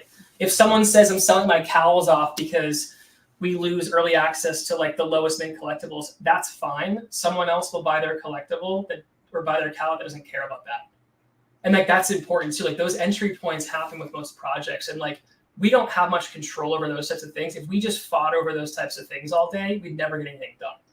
And like that's an important thing. It's not that you don't care about it. It's that it's really tough to please every single person. And if the market is speculative and moving, let's say that for some weird reality that the highest mints are worth more, and like whatever else it could be, or the year of the comic book when it was minted, which is actually on the comic, and those comics don't sell for more for some reason, even though it's on the comic book cover, it says what year it was released. Don't upset Sean because he's trying to keep that down low. So yeah. Yeah, release years are not even mentioned, but it's a more direct thing, and it's literally there. Like those things don't sell for more, but like that's just like it's a personal opinion on serials. These are there's like theoretical at the end of the day, but like if you don't want something anymore, you choose to sell it. That's why a marketplace exists. That's the huge part of this, is like, if you don't want to sell and someone buys it from you, that person saw an opportunity, like, hey, I can get an early entry point. Fighting against that is really tough. It's a losing battle. It's uphill. You'll never kind of win with that. And that goes for any collectible. Like, there is no, like, on my side, if someone deals with data, there is no floor price tracker. I don't look at floor prices. I don't care what the floor prices are. I honestly, because it's a temporary thing. And once you add features and product and activities that encourage collecting and doing more stuff with your collectibles, those floor prices don't really matter. They're arbitrary. They're moving down. So Spicy, I mean, just looking at two of the comments that we have. Oh, sounds like Cowls are no longer the crown jewel. Will overdrive. I think what we're trying to say. I think what we're trying to say to anyone who's watching, DC, whoever, like, is that really, people, especially the Cowls, they've collected it because it's their personality. Like, we dream these to be their web. Like, people would want to DC comic. We haven't touched 5% of DC comics around the world fans.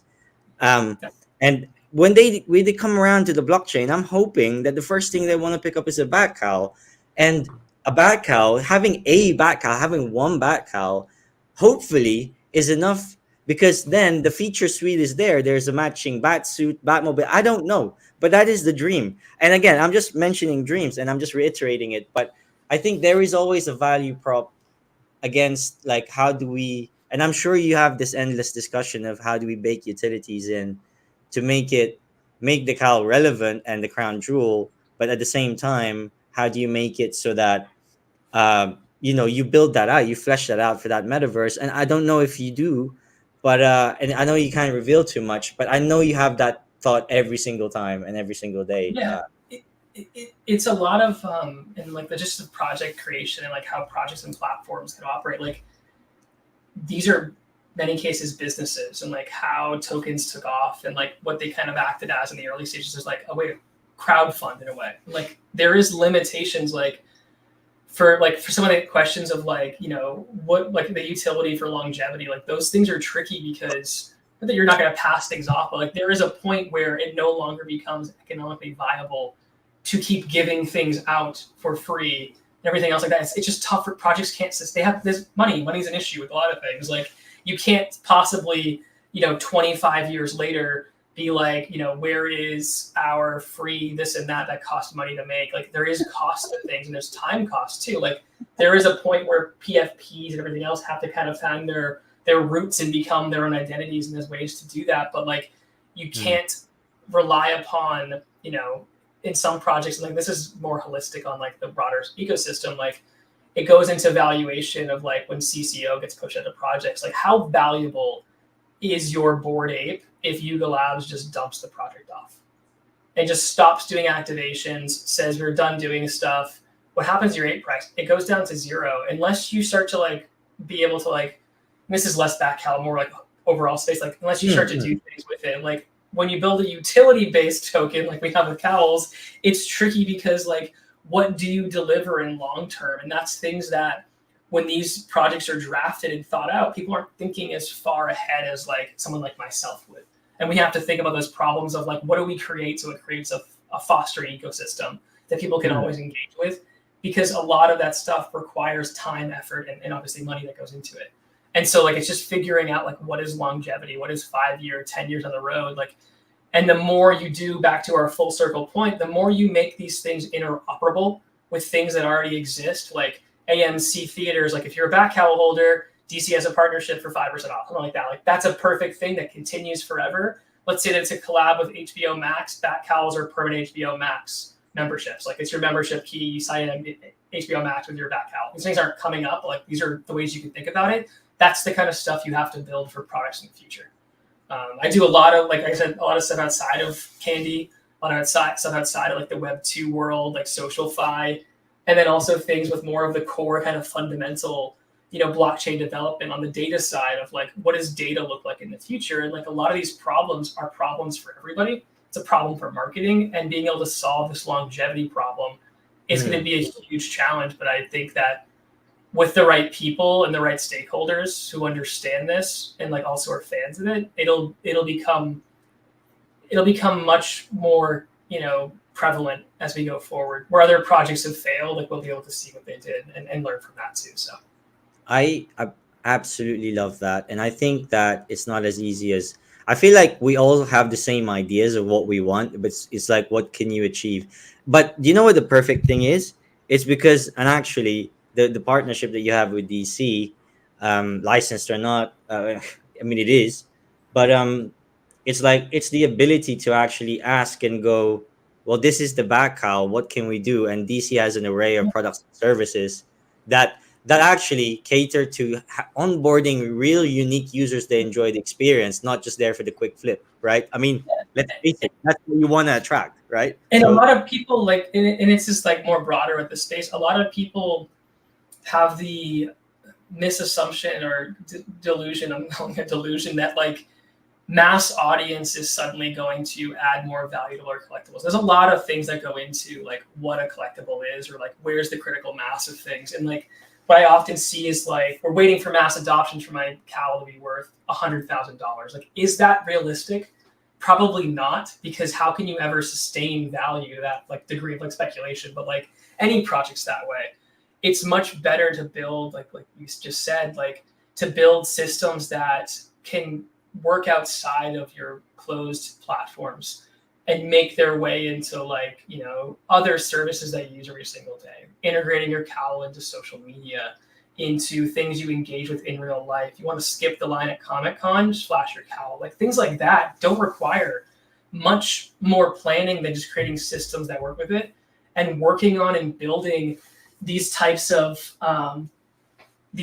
like protocols and these types of apps is going to be huge for brand. I do that on the side. I'm working with a new org that is largely trying to build that type of system where it is about identity and access, and it is like huge amounts of data, but it's the things you need to actually build before Cowls can be interoperable. Like someone has to take up and like take on this problem of like, how do we verify X, Y, and Z like at a large scale?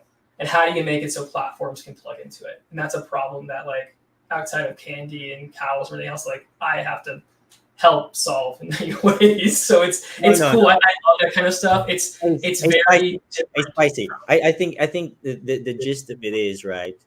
We are not. You guys are not going anywhere. You plan to deliver a form of overdrive that will evolve. In my mind, as it's sounding like it's not just one type of overdrive.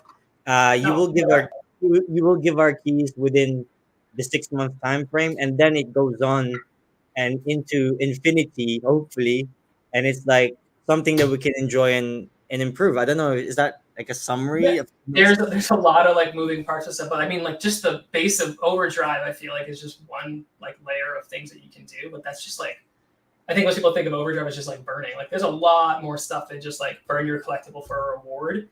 You can do all sorts of things between that, and like that's the plan for it, is to keep things dynamic, keep it not too wildly ever changing, make it more difficult, make it easier, create some like skill gaps, create some gates for things, and let us kind of explore with it and get feedback from people. If people hate something, we'll change it. If people love something, we'll double down on it and make sure it's maintained so people actually enjoy it as a good product. And like that's going to be really key for things.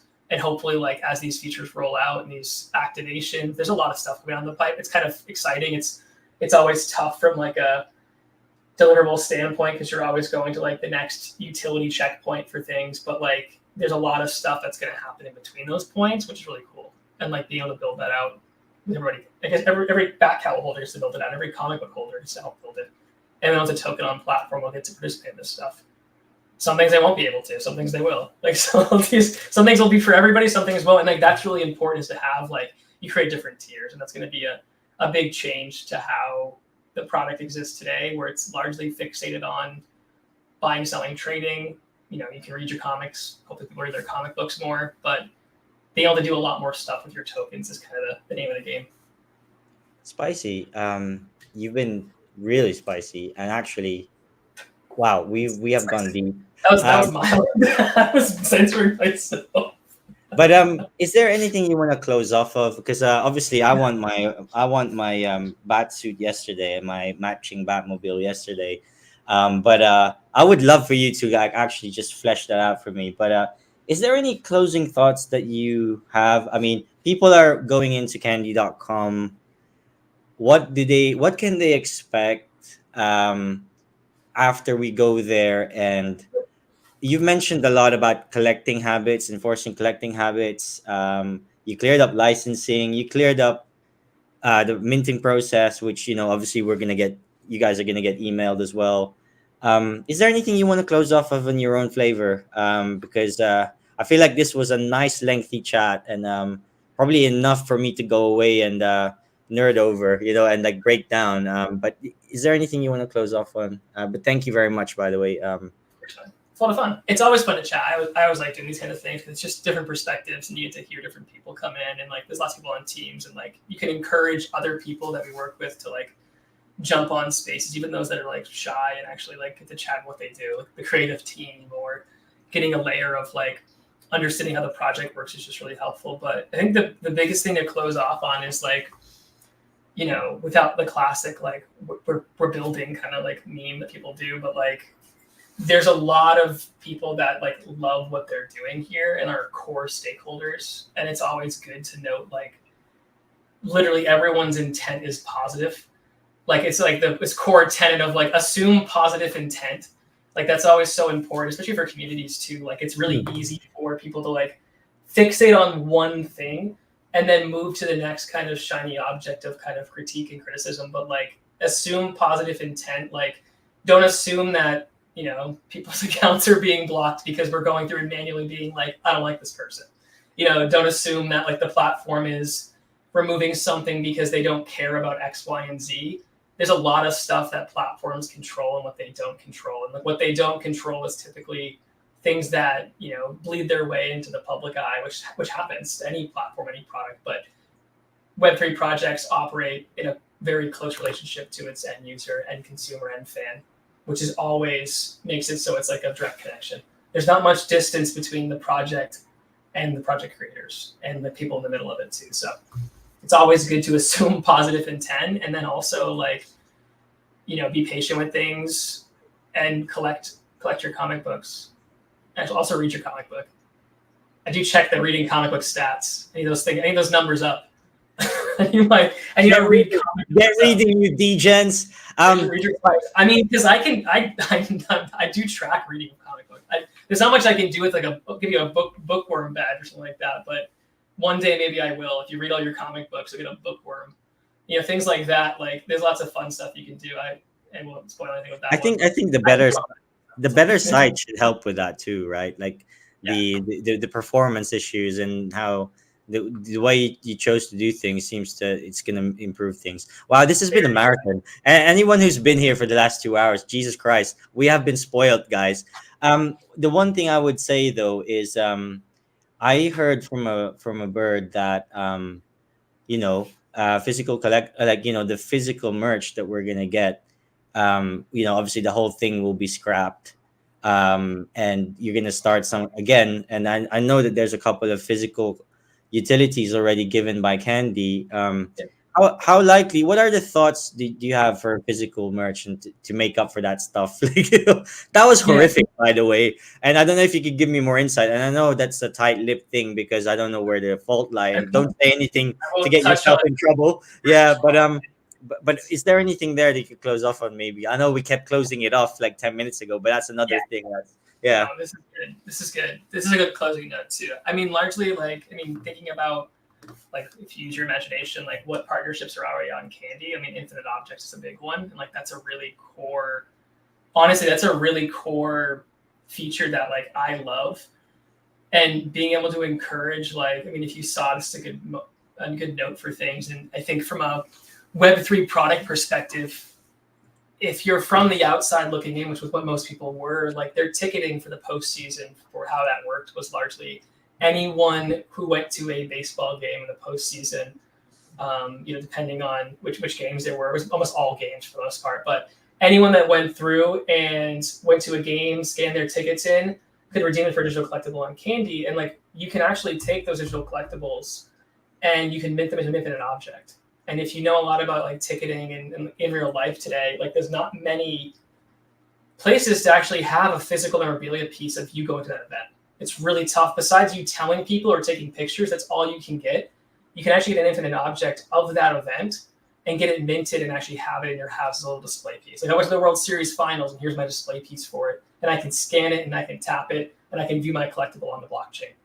That's something that you can have with that. And now imagine that scaled to comic books. And now you have your Superman #1 on your shelf as a digital good that can move and can react, and you can tap it and prove that you own it. And that's a big change to things. And like What the heck, a big guys? part of Are you product hearing that, this? big part of product that I hope like, you know, comes in and we work with it together. And there's lots of like intricate things in between that. I was talking about this today with DC, and like I'm not saying what I was talking about directly, but like there are features with that. And I immediately pinged Caitlin and was like, what if we do this? And she was like, yes. And I was like, all right, cool. And I was like, bet. let's see if we can. Yeah. There's a lot of cool stuff. And like, there's certain things that people have done that did not involve them spending money, but it involved them spending their time. That would be really cool to have like pieces that can live outside of the platform. It can live on your desk for you doing things like that's. Okay, I'm so fucking excited. Yeah, sorry, go ahead. It's a lot of fun for like that's what I like. I have like, I don't have any infinite options here, but I have like a monitor that has like NFTs connected to it from like the blockchain side. You can view my MetaMask wallet on the screen behind my monitor, and like that's cool to be able to see collectibles I have and like animated ones. But like being able to have those things like in my house that someone can be like, "Yo, what's that?" And I'm like, "Oh, it's my, it's my comic from the DC platform." You can tap it, and you can tap it with your phone, and the NFC chip inside pulls up the asset in the blockchain, and you can see that you own it. And like that's like where you want to get with assets, because now that becomes way different than just being on platform and being in a single place. Now it lives in the real world, which is really the challenge that Web3 has, is like, how can you make people care about this?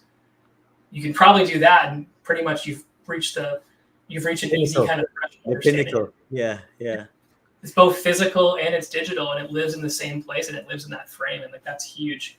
And there's a lot of stuff with that goes into like, at some point I'd love to make it so you could take the assets out of your wallet and deposit it into an infinite object that is the wallet. Like it lives literally on that piece. Like that's huge for things. Very similar to the art world of things. Like I have art around my house that if you moved it out of my house, it would disappear. I don't own it anymore. So Hey, Spicy, I think that's great for the answer. Without obviously giving the answer, but I think I gave a lot of weight.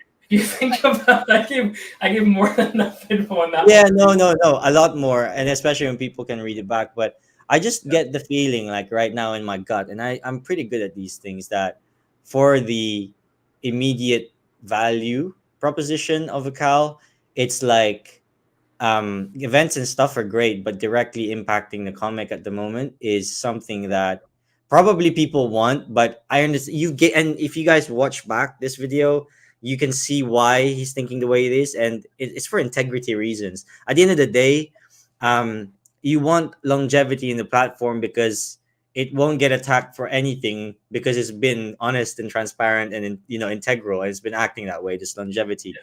But I think if I was to give any critique whatsoever, it's that you gotta start let cows get wilding. We want to get wilding with our cows, and I don't know what the heck that means, but I'm just thinking about spaces, like give them something to shout about.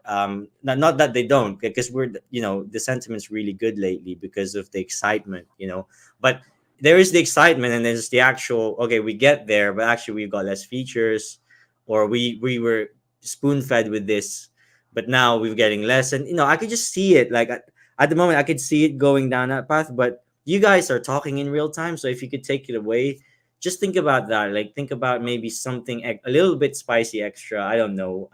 But we're spoiled kids anyway, like back holders. Like seriously, we've had the most fun. Like honestly, guys. Yeah, I think. Yeah, and you've finished off there. I think this has been a long ass stream. Wasn't expecting it to be this long, double the amount that it was. I would like to thank you and the team and everyone else who's watching for the time and patience to do this. And please don't hesitate to reach out to any of us. Spicy, like, you've been amazing. I would actually love to have you back on at some point, hopefully. And I know that this was a 2-hour marathon, but I guess the migration itself, explaining that, took like 40 minutes. So you know what I mean?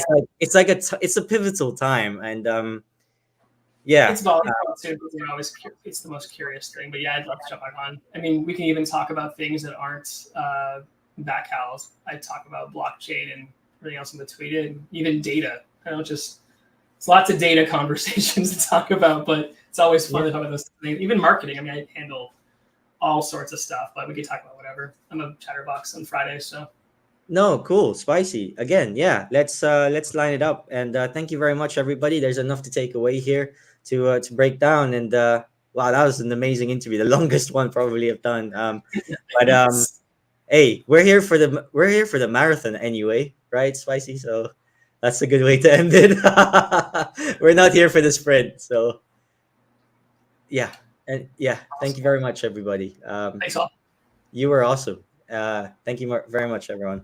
Have a nice day. And see you guys soon. Speak soon. Bye now.